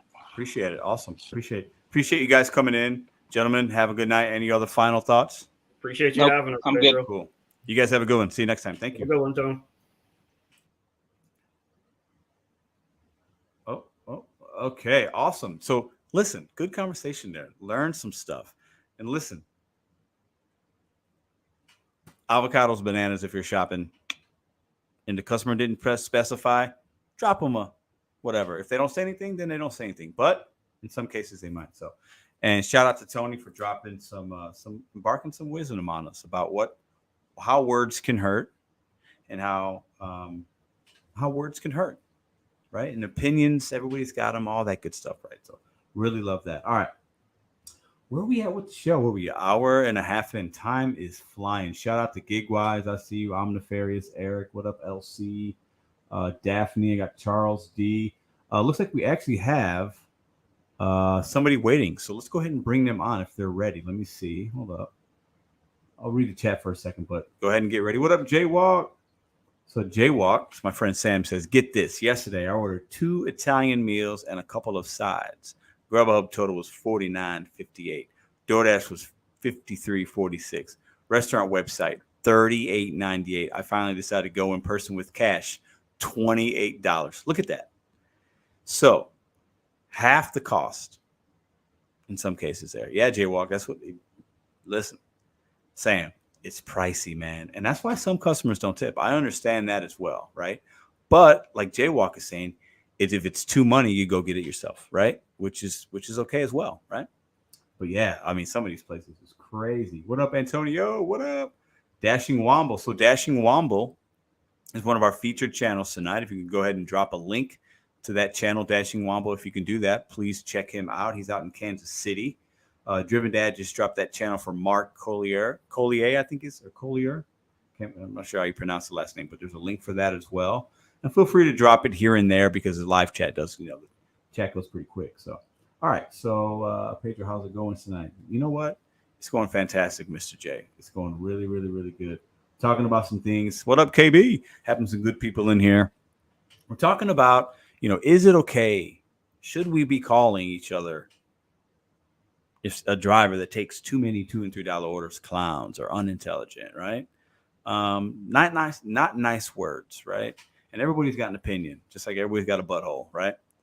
But at the end of the day, we should be doing less of that, right? And sometimes things are said for effect to get attention. It's a soundbite. I want you to listen. So I'm going to use these words, right? Oracally, that's history. That's how it works, right? But it is what it is, right?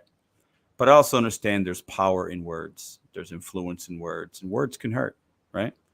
But don't take $2 and $3 orders. That I'll just keep saying that, right? Just don't take them. It doesn't help anybody, actually. So, all right. Let's go ahead and bring in, what up, Ricky Moth is here. I think it says Doggin. Let me see. Hold up here. Let me get this going. And should we do a live order tonight? What do you guys think? 258 in the room. Hit the thumbs up if you haven't yet. Should we do a live food delivery? I know you guys like them, but should we do them? Why or why not? Last night, I think we did Uber Eats last time. Came here pretty quick. All right, let's go ahead and see if this person's still there. Hello. Can you hear me? Hello. Is my mic working? Yeah, I can hear you. How are you? I'm good, man. Thank you for putting me onto the show. No problem. What do you got on your mind tonight? It's the first question. Calling Okay. people like drivers like unintelligent clowns.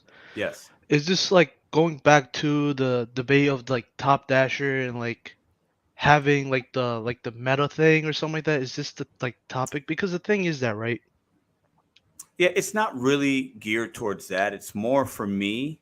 Mm, I'll make videos and I will call drivers that take $2 and $3 orders clowns. I say it because I feel like that's a yeah, clown thing to do. A lot of it other is. people do.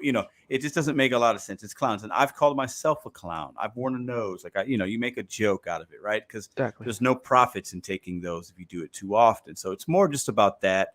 Because I think there is like this thing of should we be calling other drivers that? Because we're all in this together, right? It's more so about that. And I do think though there's a lot of drivers that are unintelligent because Yeah, they're that is true. uninformed. They don't know yet. I think a lot of us have been there, So it's more so about just that and what does that mean? Is that okay? Is it not okay? Well, the thing is that you're right about that, but thing is, it's like with the Top Dasher, like with the guy said it was like, oh, I have like it's like the meta, it's like the meta something. It's like Metadata yeah, is like what he calls metadata. It's like it. you don't have the correct, like you don't have any files. You don't know how DoorDash runs. You don't know how thing runs. And then, but thing is, you're claiming this theory, which you don't have any backup to. You don't have any files. You don't know how it works. But thing is, you're claiming all to that, which it could be totally something wrong. And then at that point, it's like I think someone has a right to call. Okay, this idea is either BS or Mm. he's like this guy has a something. But in general, though, if someone else is taking $2 orders, $3 orders, nobody has the right to say. But things it's better to inform than to beat down on the guy. It had to Yeah. be so many times. Yeah. We were waiting down. I was here's a perfect example. There was a lady. I was waiting on Chick-fil-A line. She's like, "Oh man, I've been waiting for this Chick-fil-A order for 15, 20 minutes." I was like, and then but I've been watching way too many of your videos. So I said to the lady, I was like, how much is the order worth? $3. I was like, you know what? Oh, Unassign that. I was yeah. like, do not accept anything lower than 625. I was like, your goal is to make money and not to accept these orders. And then I gave her like a pep talk. I was like, you're here for the money because the thing is that this is your business at the end of the day. You pay for the gas. If your car breaks down, you're paying for this. She's like, oh my God, thank you so much. Blah blah blah. Mm. Yeah. But thing is that then there was another dasher right next to me. She was like, and then he was like, why are you enlightening her? Now she's gonna be now she's gonna be doing the same thing. I was like, Mm. I rather inform the person than to bash her and just let her do her job and run Yes. down on the car. Yes. But thing is that when it comes to like claiming a theory and claiming something what you have no physical proof of, that is complete BS, you know? Mm. Mm. And then that's where you lose a lot of the people because the thing is you claim on to that Top Dasher is this and that. Well, every single market is different. Yeah. In my market, I could multi-app and get the same results as a Top Dasher because the thing is if one doesn't ring, the other one will ring Mm-hmm. no matter what the Mm-hmm. situation is. Like the thing Mm-hmm. is, it's like that's why I always say to people, multi-app, multi-app, multi-app. Because the thing is that if one app is not popping, the other will, no matter what the situation is. Because the thing is that like a lot of people now they're riding the Spark wave. Spark is a hot app right now. Yep. Yeah, and then I'm telling you, but things it's like I signed up for Spark in my area. It's not popping. It's sending me orders 50 miles away, 60 miles away. Mm-hmm. This and that was like, you know what? It's not popping here, so I'm just gonna do the delivery apps. Mm-hmm. Like it's very hit or miss in my area, you know. So it's like you see if it's popping in your area, do it. But things it's like calling people names and stuff like that. That's Yeah. just you can't be doing that. But when people are claiming for something that they have no proof of, no file, like it's all about a saying. Like, okay, you could do with your boy, you could do like testing with your boys. Oh my God, they're passing orders, this and that. Like, that's your market, and then your market is your market. My market is my market. Like, I watch a lot of these tips and tricks, but thing is that half of those tips and tricks they don't work in my area. Mm. Mm. Good point. And I've definitely given out tips and tricks, and I think I think one thing that's human, it's innate in us. Like we when we have success at something or we learn something, we want to feel we feel good about it. We want to share it, right? So if in my market I say, "Oh, I found the hidden tip indicator," and I know what it is, and, Yeah. so I share it. Sin City Deliveries, the gentleman that was on last week that we're talking about a little bit, and his crew out there, they feel like they found something that works for them in their area, so they feel really good about it. They feel proud about it, so they want to share it, right? So I think that's okay, but we have to understand as viewers, subscribers, watchers, listeners, whatever, right? Okay, well, I need to take it with a grain of salt because my area could be completely different, Exactly. right? Spark might not be good for me, but just because Pedro says Spark's great in St. Louis, so we have to I think it's good to share information because knowledge is power, but then you have to internalize and make it your own and say, okay, hold up. I'm being told not to take 625s, right? But I see a lot of 550s for a mile. Right? True. For me, for that driver, that could be really good because that's his market. That's kind of the pace, right? Maybe that's you could do 4 of those in an hour and make $25 or $20, right? So for them, that might be good, right?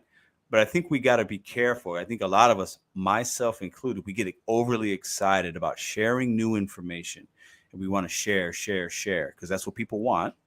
But is it really going to work for everybody? I think it will work for some. I know I've helped a lot of people. But, Sin City Deliveries has obviously helped some people out in Vegas, right? So you got to make it your own, right? And I think what's cool about YouTube is there's so many different creators from different areas, different rural markets, city markets, part-time, full-time. So there's enough people where you could find a couple and take a little bit from them, a little bit from her. You know what I'm saying? True. Yeah.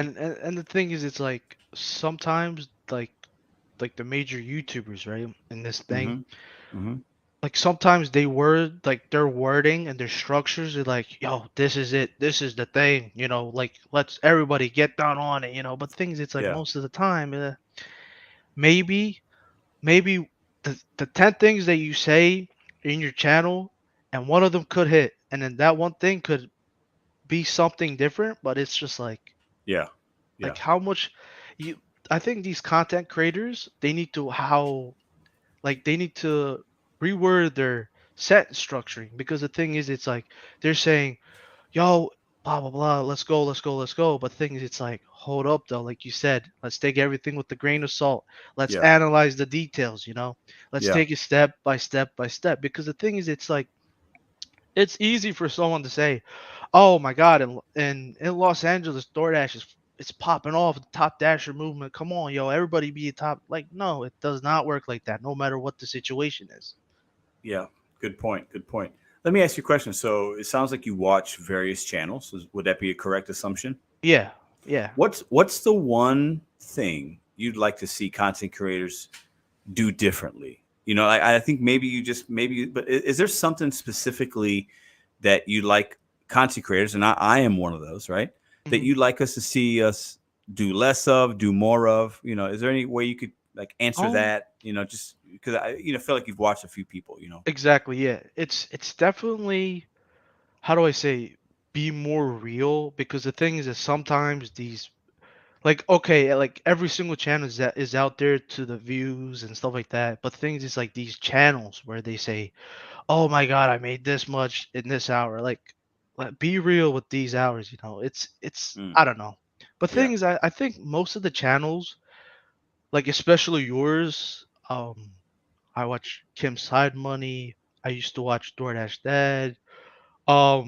You guys are really true to your nature. Like you guys just give it out how it is, because the thing is that especially you give it with the good and the bad. Oh Sometimes yeah, I've had bad days. I've had good days. Yeah. Sometimes in the videos, man, you're flying, man. You're like, let's go, and then the next thing you know, they're like, I'm done, I'm done, I'm done. Just end that. You know what? You're not wrong, because I've started a video, let's say 10:30 in the morning or something, right? And I'm filming, because I usually start, like when I start, right? And I'm like, all right, it's gonna be a positive day, y'all. It's gonna be good. My vibes are high.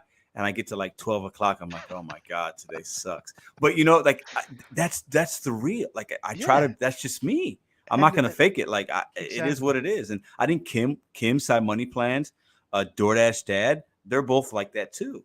You know, they're Oh great man, for that because when they're just DoorDash showing Dad, you, the raw emotion. when DoorDash Dad was, I think it was like the beginning of 2020. Like his videos on DoorDash, dude, this guy was just going ham Oh, against he that was going company, hard. Yeah. going hard. I was like, dude, this Yeah. guy maybe. I was like, maybe if Dora is like, but everything that guy said came out like it's like true because the thing is, Yeah. it's like every one day it's like everything's going smooth. You're just banging out orders left, right, and center, and the next thing Yeah. you know, it's like Yeah. you're waiting 15 minutes at the pizza shop. Then they say, "Oh, we don't receive the ticket." You're like, Yeah. "Oh Yeah. my Yeah. Yeah. god, Yeah. No, should I it's just right. go off on these merchants?" You're like, "You can't. I can't do anything." Yeah. Yeah. But And the I think thing is, it's I think why some channels really do well and the ones I like to watch are the ones that you can relate to them. exactly, It's you can relate. They're not trying too hard.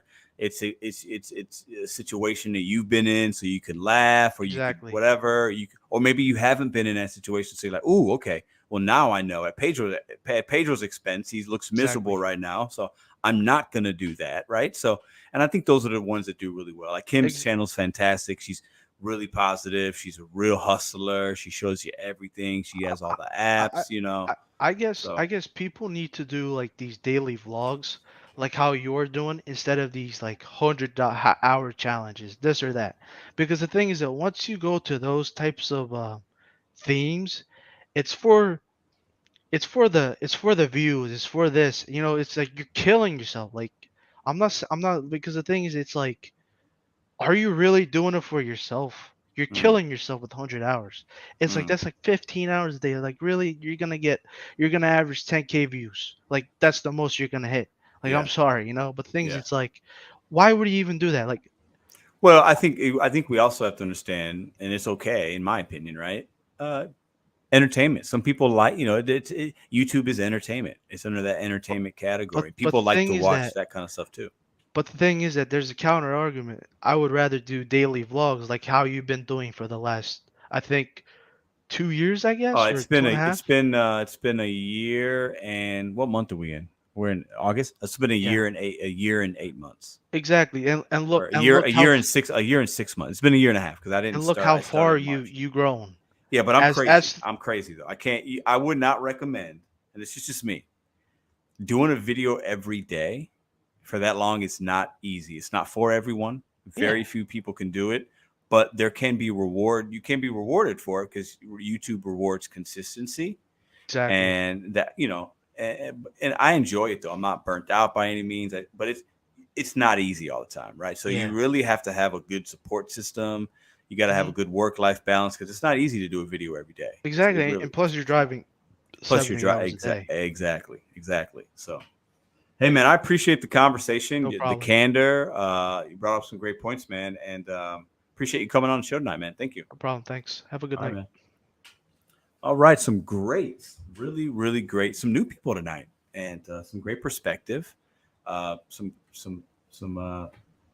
good advice. Uh, I love it. I love it. I love it. Okay, so where are we at right now? Let's get my brain together. Appreciate y'all. I think we're gonna do an order. What time is it? It's almost over. We've been on for almost 2 hours. I think it's that time of the show. Now, y'all know when we get to this time of the show, y'all love to see me embarrass myself. I don't get my food. Let's see how messed up this order is. Last week we got Taco Bell, right? And I did not get they gave me like 1,000 hot sauces, and not even the ones I asked for. But overall, the food came really quick. The guy was cool.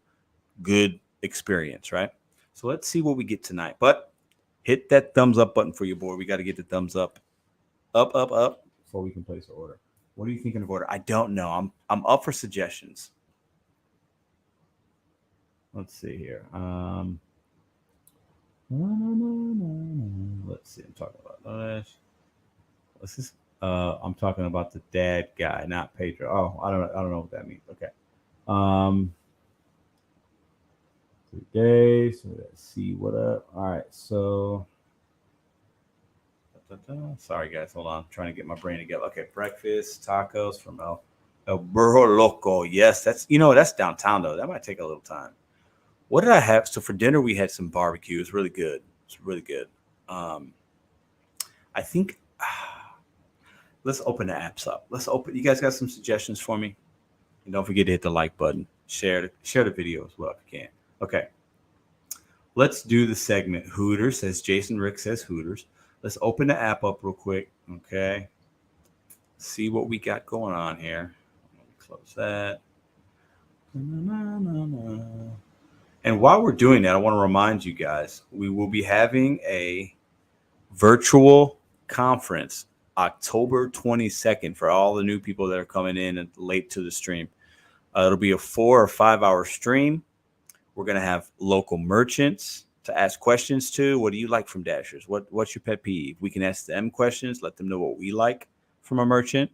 We're going to have companies to talk about their apps. What's the future hold for them? What markets are they going to expand into? How much are they going to charge for apps? What's their plans? Like, we can ask them questions. They can ask us questions. We can let them know what we'd like to see from their apps if we're users, right? We're going to have a segment of the show for new drivers in the gig economy, tips and tricks and things like that. I'll do a live order myself. I'll go out and actually do a live delivery via the StreamYard, and you guys will see that, right? We'll invite other content creators and do a roundtable. Not just content creators, but viewers, subscribers, watchers of the channel. Have a little roundtable about the state of the gig economy, learn some things there. We'll be talking about the BetonYou brand with the special guests, and more to come on that later, about what things we'll be offering down the pipeline, right? Offering some true value to the gig economy, October 22nd, virtually, free for all. Probably have some giveaways as well for people that are watching live. Really, really looking forward to that. We'll have some rideshare, OG rideshare drivers sharing the rideshare experience. That way, if you're a driver that has thought about rideshare, but you're reluctant, you can get some information, ask some questions of these gentlemen, right? Because right now, rideshare is a moneymaker for me in my market and many others I'm seeing. And if you have an eligible vehicle and you don't mind picking people up, I highly recommend it. You can work during the daytime, morning, don't have to do nighttime if you don't want to, if there's a safety issue there. Listen, we're going to we'll introduce some new apps, talk about those, whether it's maybe Deliver That or Spark or Dumpling. So October 22nd, put it in your calendars now. We also have a new Discord, the BetonYou Discord. I put a link in earlier. I actually have a community post on the channel page. If you go to the community post there, the community tab on the channel page here, you can actually check out that Discord. Place to hang out, share information, good orders, bad orders, ask questions. Definitely check that out. That just launched today. And I'll be putting in information on up and coming videos, lives, the virtual gig conference as things come up, because we have a lot of things going on. I got a lot of things planned for you guys in the next 6 to 9 months. So, all right, without further ado, let's go ahead and see what we got here for the ordering. Cuddling would be interesting. Yeah, I actually told him he should do a live cuddle for that. It's not going to happen, though. That'd be too crazy. Okay, so let's take a look here. What are the thumbs up at, y'all? How many thumbs up we got? Nice. Can we get 200? Can we get to 200? That's always the number I like to get. It lets me know I feel good, like I'm doing a good job if we can get 200 thumbs up. We're at 162, so we need 38 more. Appreciate you guys, all of you, for spending any time with me on a night. I like to end the week with you guys, start a new week. Okay. Hannibal's in the house. What up? Yeah. Listen, y'all. Oh, this is Driven Mom says there's a guy on YouTube that purposely puts random notes in his orders for drivers to do when they drop off his food. It is hilarious. Yeah, I feel like I've seen some of those. Like he'll put a note like I've seen some of those. They're funny. I would definitely play along if they were cool. So appreciate that, Pro Joker. What up? Jeffrey knows what it is. Just want to get my name out there. What up, Glenn? How are you, Glenn? Good to see you. Dashing Womble. What's up? One of the featured channels. Jeff, appreciate you sharing the Discord. Mr.BetonYou, thank you. LGRW, appreciate you. All right, let's go ahead and get this order going. So I think we did Uber last time. Let's give DoorDash some business. Not that they need it, but whatever. Let's order from DoorDash. Ha ha ha. All right. Okay, let's see here.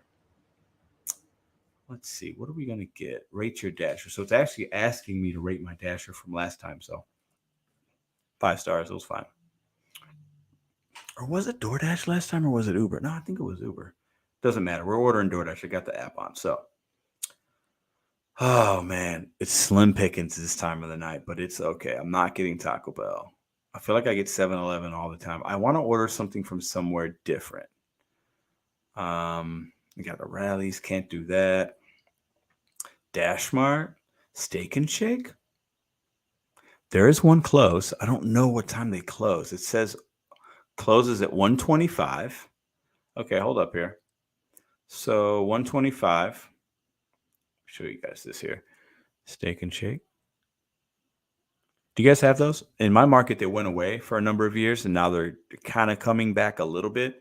There was one on Kings Highway that got closed down. It was closed for several years. Now they're back up. Why not? Let's just get a shake. Why not? A shake sounds good, right? Well, let's get a shake. Let's do that. No delivery fee. I like that. It says 42-minute delivery time. Oh, Lord. They're trying to keep me up late night. Oh, Lord. Okay. Let's do this. Let's do it. Okay. What do you guys want me to order? Let's read the chat. Steak and Shake drive-through. Going to be a parking lot. Maybe. The Steak and Shake, I banned them for a while. And then I tried them once, and then they were okay because the lobby was open. So the lobby's open, but at this time, probably not. I don't think. But this place is very close. So that is to my advantage, right? Very close. At least I think it is because, well, it doesn't tell me which one, because there's one that's very, very, very close. And then there's one that's not too far, but Gigwise knows. There's one up on Watson, but the one Kings Highway is like down the street. Our Steak and Shake sucks. Yeah. Chocolate shake. Okay. Yeah. I mean, I'm definitely going to get a shake. So, okay. Let's see. Cheese fries. Yeah. I don't think Steak and Shake. I think Steak and Shake's fries are trash. That's just my opinion. But the little skinny, I'll eat them, but they're not in my top 10 of fry. But okay. Let's order some things. Okay. Let's see. Let's go to the tab up top. Let's just go ahead and go to milkshakes. If you go to Steak and Shake and you don't get a milkshake, what are you doing with your life? Make better decisions. You got to get a milkshake, right? So let's see. They got the side-by-sides. It's been a long time since I've had a milkshake from here. Ooh, the peanut butter cup one looks pretty good. Reese's peanut butter. I mean, Kit Kat. What do you guys think? Look at this one right here. That looks pretty. I mean, the picture always looks better than it shows up. But, I mean, do you guys put whipped cream and cherry? What do you guys do? What do you guys do? Let's see. How have you talked about pet peeves? Take that back, Pedro. Their fries are the bomb. Listen, Ryan. Listen, bro. No. Let's see. Rallies/Checkers has the best fries, in my opinion. McDonald's fries are still OG fries. McDonald's got a good fry when they're hot and salty. Burger King's, Wendy's is better, but they're not that good. Checkers and Rallies, their seasoned fries are the best. Hardee's is better than Steak and Shake as well, I think. Trash fry. I feel like we had this conversation, Hannibal, didn't we? In another lifetime, we talked about French fries, didn't we? I feel like we did. Maybe I saw something. I don't know. I feel like you were part of that. Okay. Let's see. Turtle. I think I'm just going to get chocolate peanut butter shake. Right? No? Can I do better than that? I'm going to get that. I like peanut butter. Okay. So $6.49. Let's do that. Okay. I'll eat. So Hannibal is a fry whore. Hold on, let me put this on the screen. Hannibal is hungry. I am a fry whore. I'll eat any fries. Okay. All right. Next time I see you, I'm going to make you some really nasty fries and see if you eat them. Let's see. They're going to stat. Yeah. Checkers. Yes. Checkers. Hold up. Checkers. Yes. Popeyes. Popeyes has good fries as well. Yes. Checkers Rallies is one. Popeyes is good. The KFC fries aren't bad. Popeyes is good. Okay. So let's get that. Let's see. Let's get, what else can we get here? Let's get, my girlfriend will not eat any of these things, so I'm not even going to bother. Should I get some fries? You know what I'm going to do? We'll do a live fries review. I just trashed them. It's been a while. Let's give them another shot. Let's go. Let's get some fries. Thin and crispy fries. Here we go, guys. Look at those fries. They're sad little fries. Where are they just hovering in space? Look at that. It's just a mound of fries. Okay. I'll just get a small. I don't need too much. Okay. Let's do that. So we got a shake. We got some fries. And let's get something that somebody can have, like maybe tomorrow. Let's see. Chili. I'm not getting any of that. No. I don't really need anything else. I just don't. But that's a very small order. I almost feel embarrassed to order that. Should I get a steak burger? Should I? Let me see.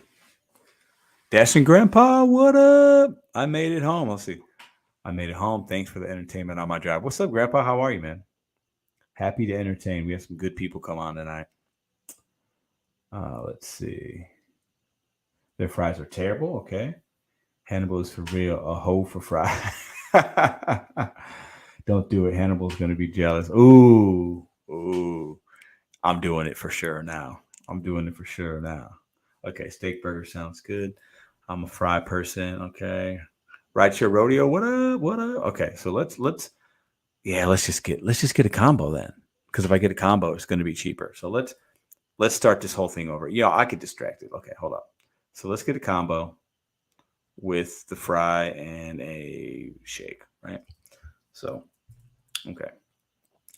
Single, so we got to do a double. We can't do a single. Double steak burger, cheese combo. There we go.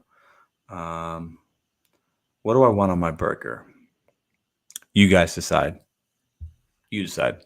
What am I getting? Tell me the buttons to press. You got 10 seconds. I'm looking at the chat.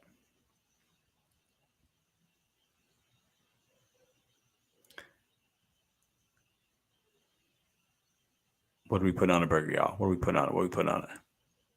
Ketchup, onion, pickle, lettuce, tomato, mayo, mustard, extra beef, pickles. Okay, pickles. Okay, I'll select pickles. That's the first comment I see. Rico Dash, I have been. Mayo, lettuce, tomato. Okay.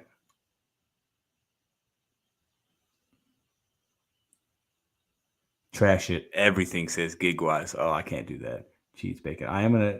There's cheese on there already. Jalapenos doesn't have any of that. I think I like the pickles. I don't love lettuce on my burgers, but somebody put it in there. Tomato, mayo, pickle, lettuce, tomato, mayonnaise, and we'll do a little bit of ketchup. Yeah, we'll go with that. We got cheese on there. Okay. We have a small fry. We have a specialty shake and Reese's chocolate peanut butter. Bam. Hit the thumbs up for your boy.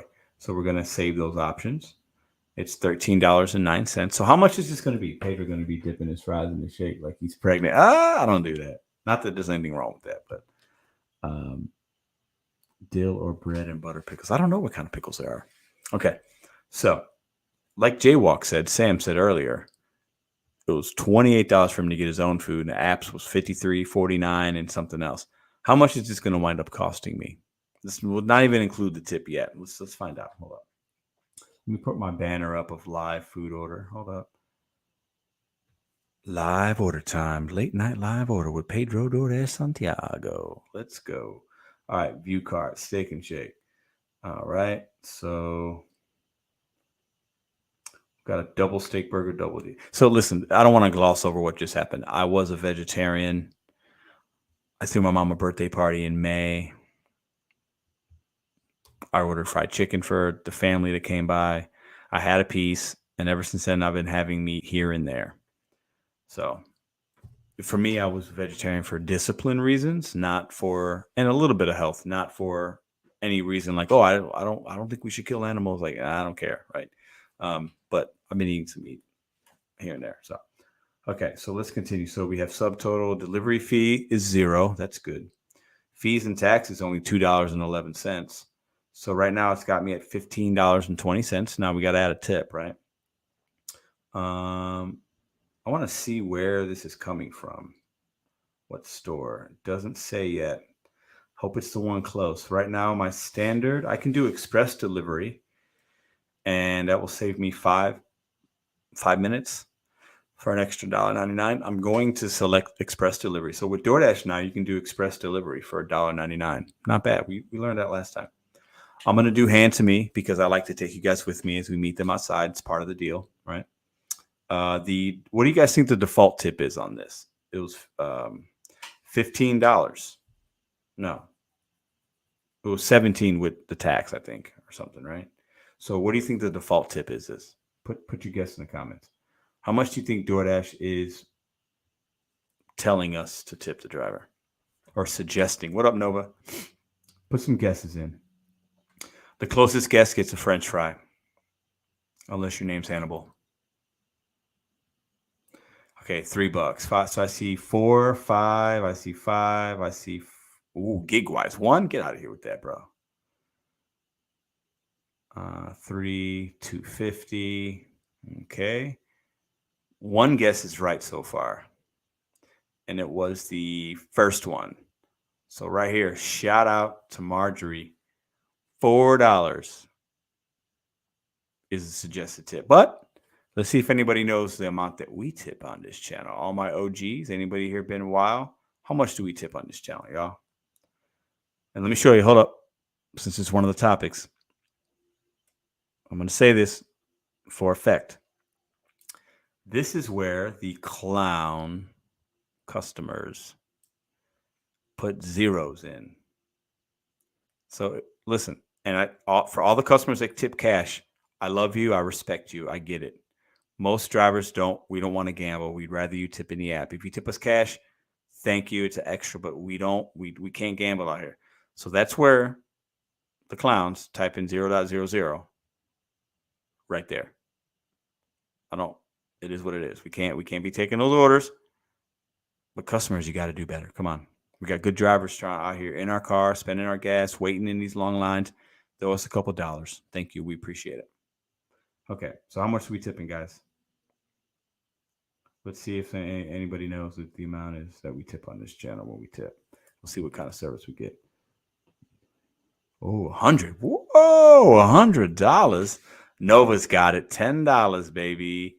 $10. This is only, and this place is literally like a mile away from my house. So let's continue. So it takes our total to $27.19. I got the hand to me. I got the location. Place order. There we go. Now, let's see how long this takes. Okay, good looking out, Dash fam. Yeah, 10. Okay. Oh, let's see. Oh, wow. Wow. It's not coming from the one up the street. I think the one that's up the street is closed right now. This food is probably going to take an hour to get here. And I paid extra delivery. So it's coming from Clayton. Let me see here. Or is that Hampton? Okay, no, not bad. Okay. It's coming from Hampton Avenue. I think they're a 24-hour. That one's busy, but they're pretty quick usually. This is going to be about, let me get my spidey senses on. And I don't know where the Dasher's coming from. I can calculate. I'm sure there will be one close. But I'll calculate from that Hampton to the house. They could go there. 6 miles. What do you think, gig-wise? You know better than me. I'm guessing 6 miles. I'm 6 miles from that. What do you think? What's gig-wise say? That one sucks. Yeah, he drives. I called that before the order was placed. Yeah, you're a late night driver. I was hoping to be up the street. What do you think? That's about 6 miles. So this driver's, I don't know if there's peak pay out there or not, but they're going to get at least $12.25 for 6 miles. Not bad. If this shows up in 1.5 hours, I'm not going to be happy. And they're going to hide the tip, so it's going to show. It's probably going to show them $8 or $8.50, and it'll go up because of the mileage. Try to get the driver on cam. Just got home. What up? We'll see. It's hard for me to get the driver on camera because, I gotta put it in their face or something like that. Maybe I'll ask him. It depends. Yeah, about 6 miles, give or take. Yeah, that's what I thought too. Okay. Okay, see its ratings. Did you do? I did hand to me. Yes, so I'm going to take you guys with me.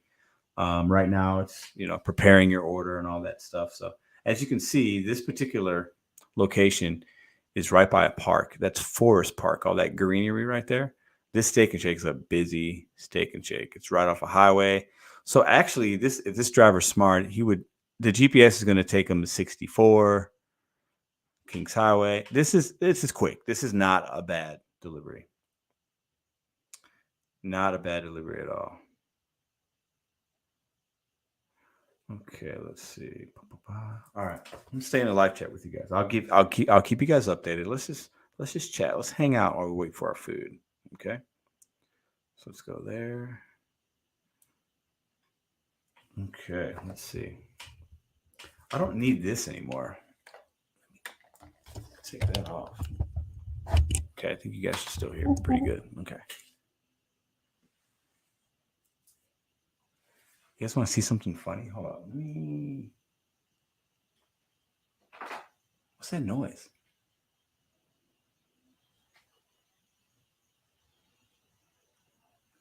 Something's going on upstairs. I don't know. That's weird. Okay. It'll be stacked. Well, TN, I did pay the $199 for priority, but that could only mean that I am the first customer from the stack. So it definitely at this time of night, the stack possibility is definitely there.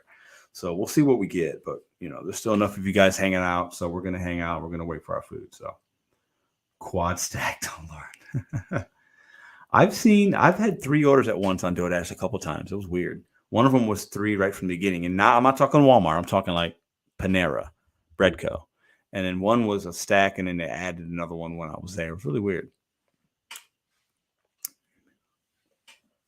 Let's see if you might pick up Uber on the way. Yeah, well, we'll see. We'll see. I did a dirty app trifecta last night. Oh, how did it go? It's 4.8 miles. Yeah, so that's not bad. And gig-wise, he's going to pick it up. He's going to hit right 64. He's going to get off Kings Highway. He's going to hang a right. It's going to be straight shot. So this is actually a pretty... this is a profitable order for this driver. It should be. Okay. Dasher Poppy, what up?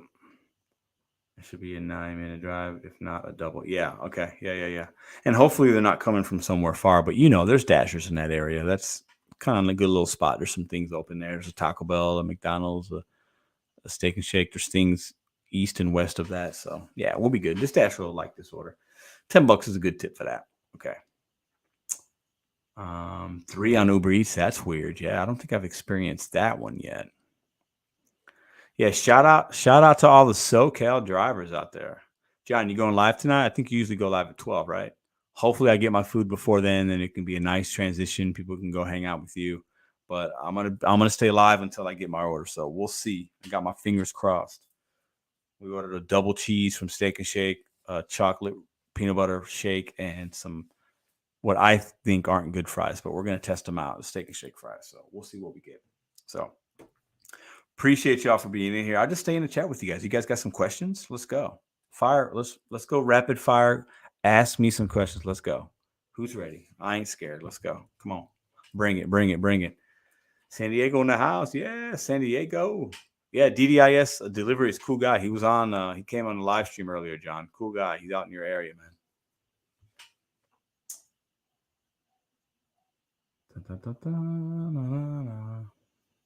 DoorDash Rick says he's Northern Cali. That's what's up. Dirty apping is ? What do you mean? Oh, dirty. For me, when I think of dirty multi-apping, I think of a driver taking orders on multiple different platforms at the same time, going in different directions and hijacking customers' food, holding it hostage, yeah. Okay, so Cal, fires. Let's see here. 11 hours active today, closer to 20 dash time in Seattle, made 300. Could be worse, I guess. Yeah. So you were in your car for 20 hours? Whew. You made $300 though. Cheers to you. I couldn't be in my car for 20 hours. I thought about doing one of those 24-hour challenges, and it's I'm glad I didn't. But I hope you reach your goals today. 300 is good money. That's awesome. I want a pizza bag. I got pizza. I'm trying to get that case, Marjorie. I'm trying. Who's getting the pizza bags? I'm trying. I still got to get a case. Still got to get a case.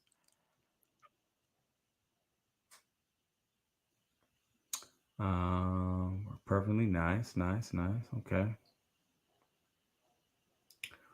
What about your Colorado, California drivers? Can you shout them back to you? What up? All right. Let's see. Ask some questions, y'all. Ask some questions. What you want to know? If you were in the car working, if you had active work, just my opinion. If you were in the car working, you had active work. Yes, I agree. This is how I look at active versus dash time, guys. If you're in your car, and I know some people dash from home. I think that's a little different because you might be doing other things. Even in your car. Anyways, listen. This is how I look at active dash time. If I wake up and I'm in my car and it's 10 a.m. and I'm going to work till 2, and I'm giving the apps that amount of time. My time is 4 hours. I don't care if I was only active for 1. I base my money or my hourly on the 4, not the 1. Right? That's how I look at it. So if I'm giving the apps 4 hours of my time, I was out for 4 hours, right? So some drivers will look at their hourly and say, I made $40 this hour. Or I've seen some say, I made $22 this hour. But then you look and they were out for 2 hours. No, you made $12. You made $11, not 22, right? That's how I look at it. What do you guys do? Colorado representing, yeah. 2 miles, $27, $20 hit. Nice. That's a fantastic order. If you were offered, let's look at this. Here we go. I like the questions. Bring them. Okay. If you were offered $250,000 a year for 4 years and could do anything you wanted, what would it be? Wow. Woo. Hey, that's some really, really good money. So you're saying they're going to pay me $1 million over a 4-year span, and I could do anything you wanted? What would it be? No limits? I'd be some kind of professional athlete. That's what I would. I mean, that's what I. If I had that, that's what I would do. I'd do any. Yeah. If it's something realistic, because I can't be a professional athlete, something like that I could realistically do. I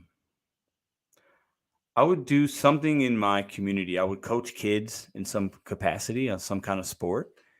I could do that 7 days a week. And you want to pay me that amount of money to coach kids? Absolutely. That's what I would do. Oh, yes, but it's full-time and realistic. Yeah, okay. So I could coach kids in sports. I could do that. I would love to do that and make that kind of money. Yeah, absolutely. Dashing Grandpa says edit videos. That's what's up. Okay. Take that $1 million to jerk it. What? Good question. Yeah, rather fight one horse side. Bring some more questions. That's a good question. What would you guys do? Put those in if you want. Did you get assigned a driver yet? Ooh, good question. Let's check.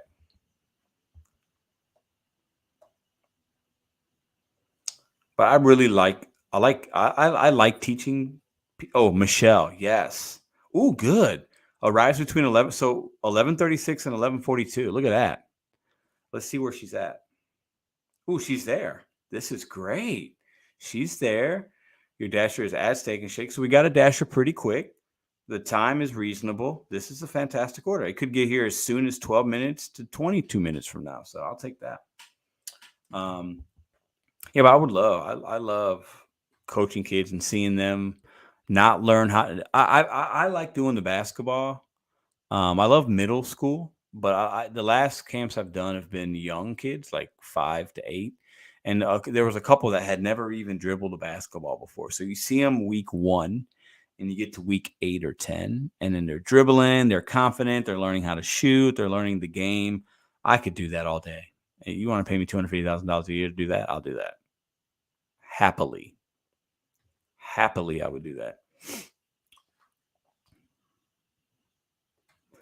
Will you drink a rideshare rodeo home brewed beer? Yes. That's that's almost easier than the first question. Great. Yeah, I'm missing some answers. Sorry, guys. Let me see if I can get in here. I'd be a professional Petty Betty. Okay. Start a documentary channel and have a special about autism. Nice. Okay. I would take care of my disabled granddaughter with $250K. I could get my arms fixed so I could pick her up. Okay. I'd be a movie critic. Nice. Love that one. Some really good ones here for families. I want to be a travel influencer. I could totally see you doing that. I'd be a bed tester. Okay. Manage DoorDash and ban no tippers. Ooh, that's a good one. Does anyone have any experience with a car rental company? I don't know. Good answers, guys. Okay. Any other questions? Excuse me. Any other questions we got? Let's see. What's this one here? Let's dash same time, different states. See, we can slingshot each other. Yeah, I doubt that. I am going to be doing a dash off with Mr. Anderson coming soon. Let's see. Will you be creating? Oh, let's see what we got here. Will you be creating a Mr.BetonYou curriculum for kids? Ooh, wow. Never thought about something for kids. No, not for kids. I don't know. It's a good question. Let's read this one here. I'm beginning my dream. I sold both my businesses and working for Las Vegas Aviators and have an interview with the Raiders with hopes A's move to Vegas. Nice, man. Love that. And yeah, I think, let me see. Hold on. Let me see. I'm trying to read chat. He's fine. Me and him talked. He's ready. He's ready, willing, and able. It's going to be a fun thing we can do for a challenge. I'm a gig tuber. He's very anti-gig tuber. He's what I would call like a delivery driver. He's been doing it for like a long time, right? And I'm kind of newer.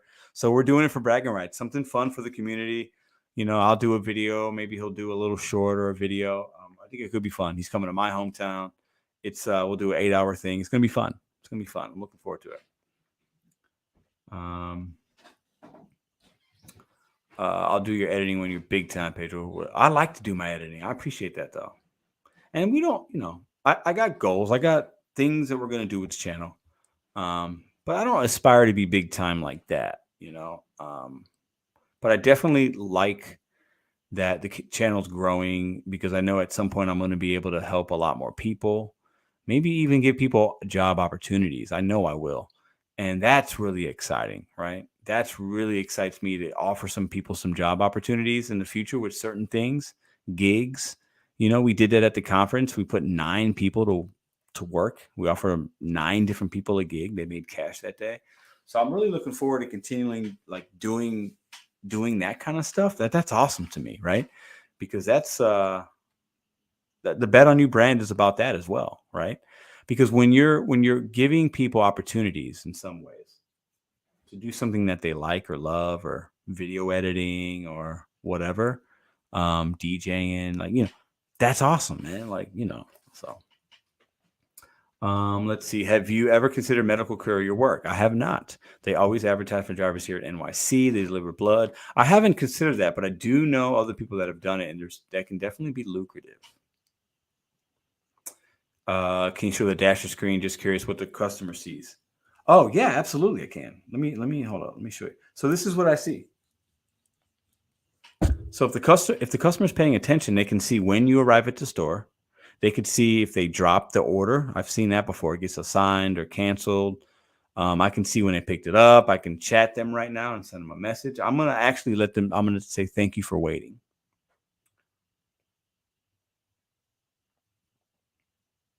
Just to maybe incentivize them. If there's a line, maybe they won't drop it. I don't know. Thanks for waiting. Appreciate you. Real simple message. Just send them that right there to Michelle. Okay. Many times I've had it say Michelle and it's a guy that shows up, or it says Rodney and it's a woman. But sometimes you got to understand there's couples dashing together, especially late at night, right? In my city. So it makes sense. We'll see what we get. I'm trying to read the questions here. Did you still have a driver sensei giveaway? Oh, hold up. Yeah, but I didn't see him in here. And he sent me something last week. But I think the link went away. Hold on. Maybe he texted me. Hold on. I'm gonna have to get with him because I think he sent me what Driver Sensei sent me was some kind of link to some kind of card, but he said he had to send me another one, and I don't have it. I didn't get the second one, so more to come. We won't forget about that. Trust me. Okay, let me see. Okay, keep the question. Hold on. You and Robert Reed should have a boxing match. Not interested. Let's see. I'm trying to read the questions here. Oh, I did medical courier work in St. Louis. It's a rewarding job, but you do not get to pick up area in the town you are in. Interesting.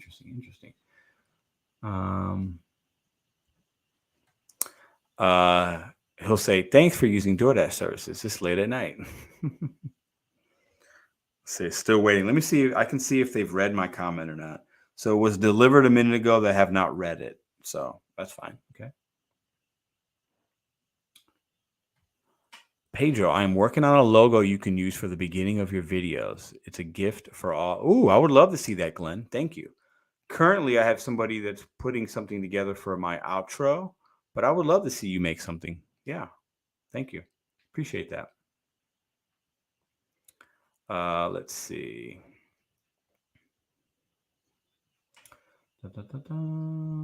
Yeah.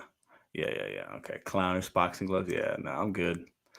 I've decided I will continue to give my energy to people around me that I can get something from, that are smarter, that I could learn from, right? And there's a lot of really great people. So I'm giving my energy to people that can offer value to the community and value to myself. So I've decided to make that decision. Writer for television. What's this? I'd be a writer for television. Okay, like like write sitcoms and things. That's cool. That's cool. That's always kind of intrigued me. It's always intrigued me how people can put those kind of like words together in scenes, and it's definitely a talent for sure. Let's see. Thumbnails, titles, posting every day is key. Some say that thumbs take as long as the actual editing. Ooh, Daniel, it depends. My thumbnails don't take that long. I use a thumbnail maker. It's an app. It costs like $8 a month. Very easy. My thumbnails are easy though. There's a wide range of different things. My editing and thumbnails are very, very easy. Maybe someday they'll get better. I don't know. I feel like they're fine for what we got going on. So I don't spend too much time worrying or thinking about that. But the outro, yeah, the music I got, yeah, it's not bad. It's not bad. I like to keep something similar. We'll see. We'll see what they come up with. Pedro, who are you? What up, Chuck Finger? What up? Dashing, playing games. What's up, Paula? Will there be an after party with John this week? I don't know. I got to ask John. He was in here earlier. I think he has one scheduled, but hey, what do you think of Driver offering free services if, say, it's for a little old person on low income, getting their grocery delivered, maybe offer to do it for free? Great. I won't. I can't. I do other things. I don't think that's a bad idea. I think there's definitely a lot of people that can use the service of having things that are on a lower income. I get it. When I turn on the apps, I'm trying to make money. So for me, I wouldn't really offer that. But message from Dasher says no problem. So they're still waiting. They said no problem. That's a good sign. I think this order will not be dropped, but the time's definitely going up. It's definitely a long wait, I'm sure, at this store. So it is what it is. Send me a BetonYou logo and I will see your little girl dressed. Oh, wow. So a dress with my, you don't have to do that. I do have a logo, but that's a very kind gesture. But Ruby has way too much stuff. She has so much stuff. She has I'm not even going to say. It's embarrassing. It's bad. She's a very lucky kid. It's because she's amazing, but she's got a lot. Okay, guys, what's this? Collinsville, Tennessee, and I was just wondering why most rich people feel like they don't have to tip to it. I don't know. I think, Jeremy, this is my experience. There's good people all around. Rich people don't tip. Poor people don't tip. In my experience, the best tippers are middle class people and people that have worked service industry or worked some kind of service job. They understand those are the best people that tip. 100%. I don't dash in really, really poor areas, and I don't dash in really, really rich areas. I dash where I live. I service my community. Like I dash where I live, and I can make some good money.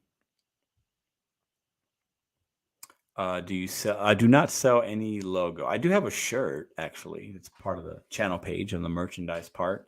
I do have some swag you could for sale. Let's see. Yeah. Good. Here you go, Laura. I don't get why thumbnails are a big deal. Aren't those just besides the title? Am I missing something? I think sometimes, it depends. On YouTube, it's funny because you could have videos that have great thumbnails and catch your eye to get a lot of views. They get not a lot of views. You have somebody that just is like that in their video with not even a thumbnail, and that gets a lot of views. So yeah, I don't know. I just like to make them because it tells you exactly kind of what the video is going to be about. And that's why I do them. So if they live in $1 million home, they probably won't tip. Not in my area. Interesting. I've seen both experiences. Jaywalk says $250K per year for 4 years. I would work a mobile soup kitchen. I've done it and it's a lot of fun. You're making money and you're helping. Yeah, I love that. And I think that's part of why, coaching the kids or something, it's definitely giving back and you're inspiring and changing somebody's life through sports. So similar but different, but that's a good one. Okay, heading towards you. So the dasher is heading to you with your order. So here you go. That's what the customer sees right there. So we're going to get this food in about, 6 to 9 minutes. So yeah, they're pretty close.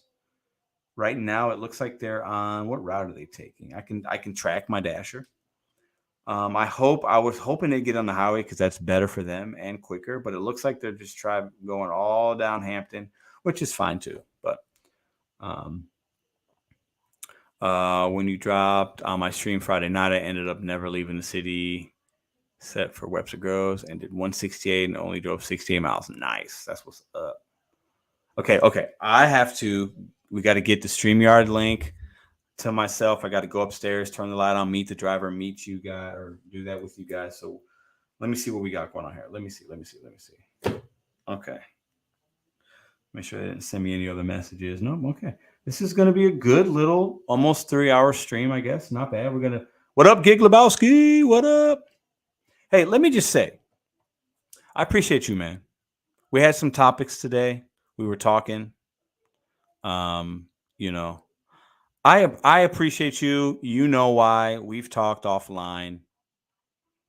I'll just say that. I know that means enough. I hope it does. Not that it means it. Listen, appreciate you. And you know why. We had some really good conversations tonight on the show. Some guests. Don't know how long you've been on here. Talking about, should we call dashers and customers clowns, unintelligent, uninformed? Had some really good conversations and definitely some people told me why and why not, So I opened it up. So appreciate you, man. Okay, so let's see.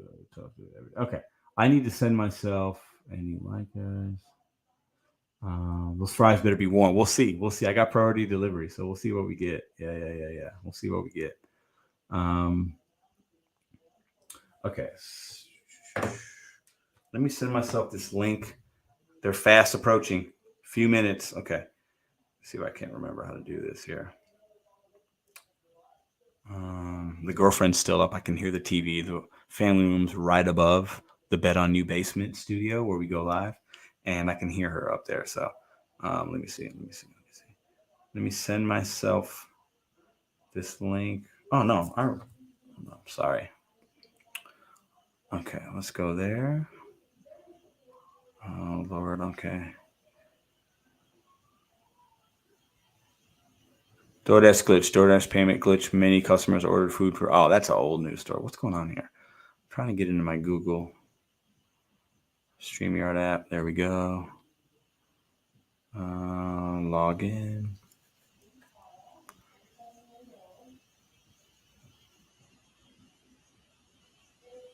What's going on?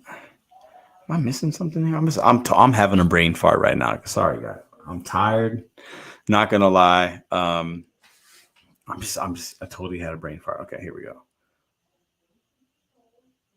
Okay. I'm gonna take you guys outside with me because I think they're coming pretty quick here. You guys are gonna get double page over here in a minute. Hold on. Enter studio.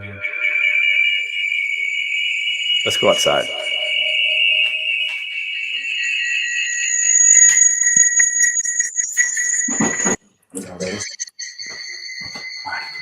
We're leaving the BetonYou studio. Hope the mic's on. You guys let me know in the chat if you guys could hear me. Get a thumbs up. Okay, let's see what we got here. Here, I'll give you guys a little tour. So this is the basement. This is where the magic happens with the, all that. I'll show you guys my daughter's playroom. So she has. I'll give you guys a little tour. So this is her playroom. Let me turn the camera around. Can I do that? Or can I? How do I do that?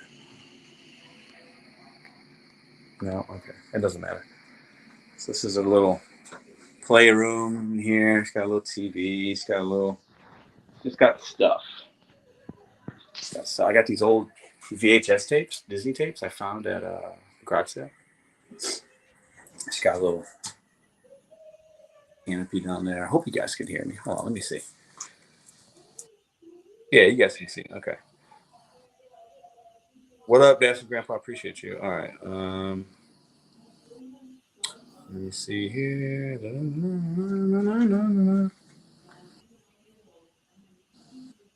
Let's see. You guys can hear me, right? We good? Yeah, we're good. Okay. Let's go outside. Oh, we got the guest bedroom down here. We got this hallway. So my dogs stay downstairs and the couch and everything. And we have this room down here we just did up. Just a little guest room. And we have the bathroom, second bathroom behind me. That's where I do all my business. All my clothes and stuff's down here. So that's that. So we have, family, whatever, they need a place to stay. They got a room. So let's go get our food. It's going to be a little dark, I think.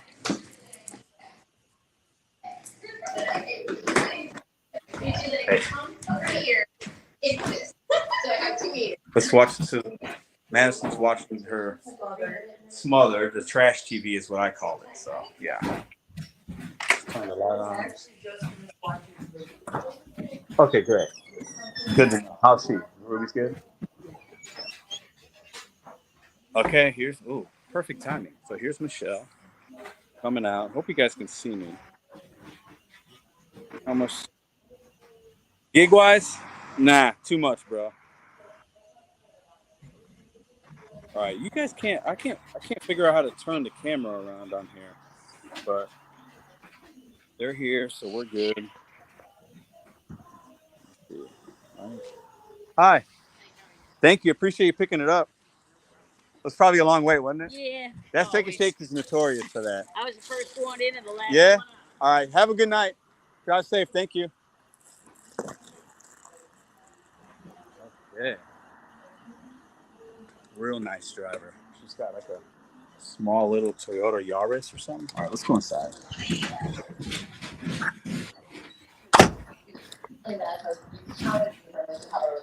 Okay. I'll be up in like 15 minutes. All right, let's break this down for y'all. Okay. Share my experience. She looked really familiar, actually. She looked very familiar, but some people just have a familiar face. All right, let me get out of here. Leave. Okay, we're back. Okay, let's break this down. I would say overall, the timing of this was pretty good. Driver was cool. Very nice. Okay. Shake looks really good. Looks good. Shake looks good. Good sign. Okay.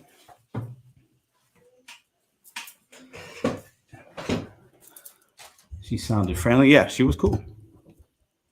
Okay, we're going to say she was watching. I don't know if she was. She looked familiar. Maybe. We can hear you. Okay, cool.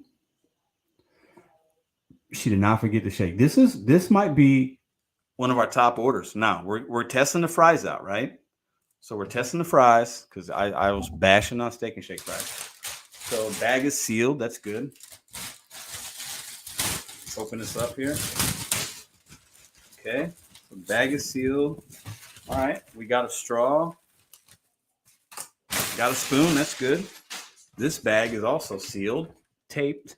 So far, Steak and Shake's getting 5 stars for me. We're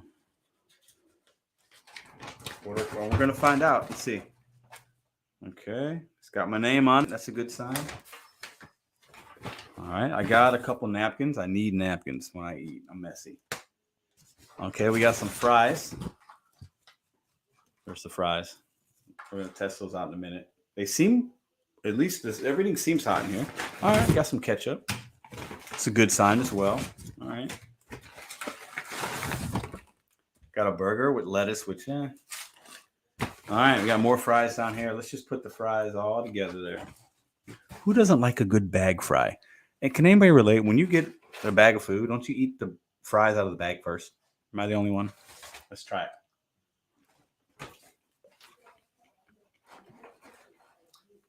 They're not hot. They're not cold. They're warm. But that's to be expected. These are the good ketchups, yes. Okay, I was giving you a review of my fries. These fries suck. I've had worse fries, but these fries ain't good. There's no salt on them. They're just, look at this. I mean, you could dip it in ketchup. It'll taste a little better, but they're just flavorless. Steak and Shake. Step your game up on your fries. Not good at all. All right. Needed cheese sauce. Yeah, I know. Daniel says I like the shoestring fry. Okay. Let me. I gotta stop. I leave up certain comments forever. Live order time. Okay, so we got our shake. Ooh, look at this. I like this too. See how it's not open. Sometimes you get a shake or a drink, especially shakes, and they don't give you. It's just open. You never know what people got in their car. You got hair or whatever. So we got our shake. The shake has a good. Let's see if it's. Oh Lord, hold on.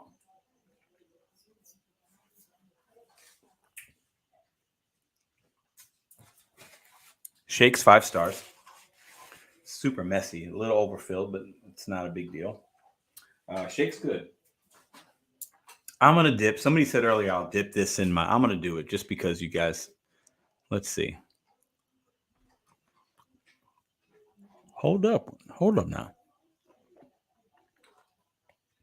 This nasty fry, when you dip it in the chocolate peanut butter shake, game changer. Tastes better. I'll say that, but I won't. I'm not. That won't be a normal thing, but it did taste better. Okay. Listen, y'all. I think this is where we part.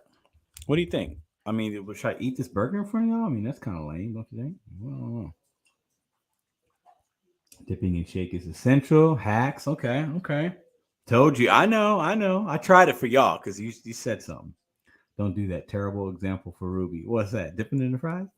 Ruby would totally eat that. Ruby would love that.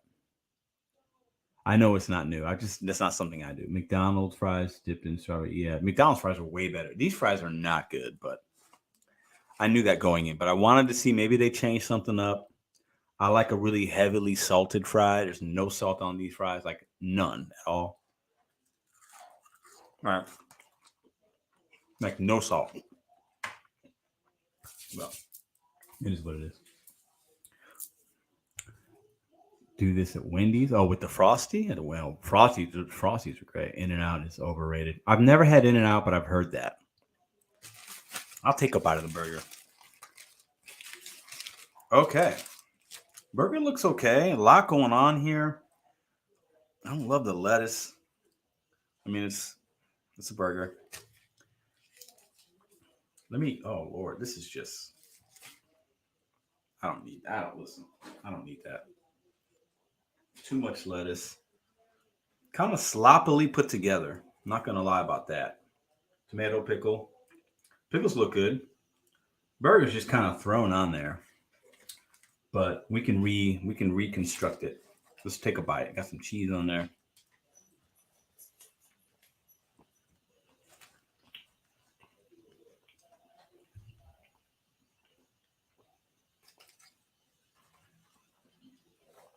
Oh my God. The shaker's making a mess. I'm confused as to what to do with my hands at the moment. All right. Listen, that burger bite, that hit pretty good. That was good. Good little bite. Not bad. Remember, y'all, check the bananas and out. Yes. Could have made a side salad? Yes, Bobby. Maybe like one little bite.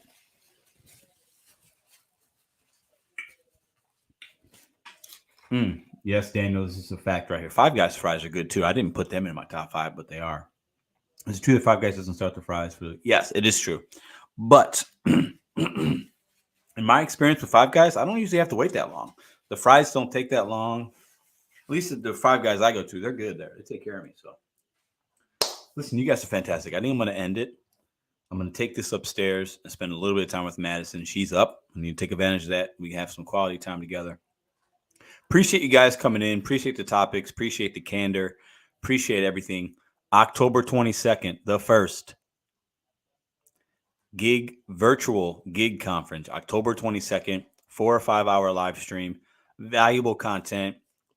Interviews with merchants, companies, fellow drivers, tips and tricks for new people. It's going to be one of the live events that I'm going to try to continue to give you guys content that you have not seen before and offer value to the community in many different ways.